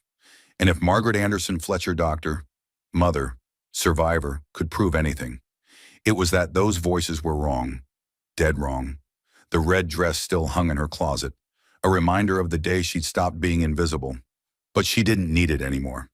She was visible in every choice she made, every patient she helped, every time she looked in the mirror and saw not a discarded 50-something wife, but a woman in her prime. Richard was serving life in prison. Monica Reeves was behind bars. Marcus Stone was paying for his crimes. Jessica Murphy was rebuilding her life with her own child. And Margaret was free. Free to love. Free to work. Free to raise her daughter with the knowledge that a woman's worth is intrinsic, unchangeable, and certainly not determined by any man, millionaire, ex-husband, or otherwise. As the stars came out over Eleanor's garden, Hope fell asleep in Margaret's arms, James's hand warm on her back, their family surrounding them with love and laughter. This was what victory looked like. Not revenge, not even justice, but a life fully lived, authentically chosen, and fearlessly embraced. Margaret Anderson had thought her story was ending. Instead, she'd discovered it was just beginning. And what a beginning it was.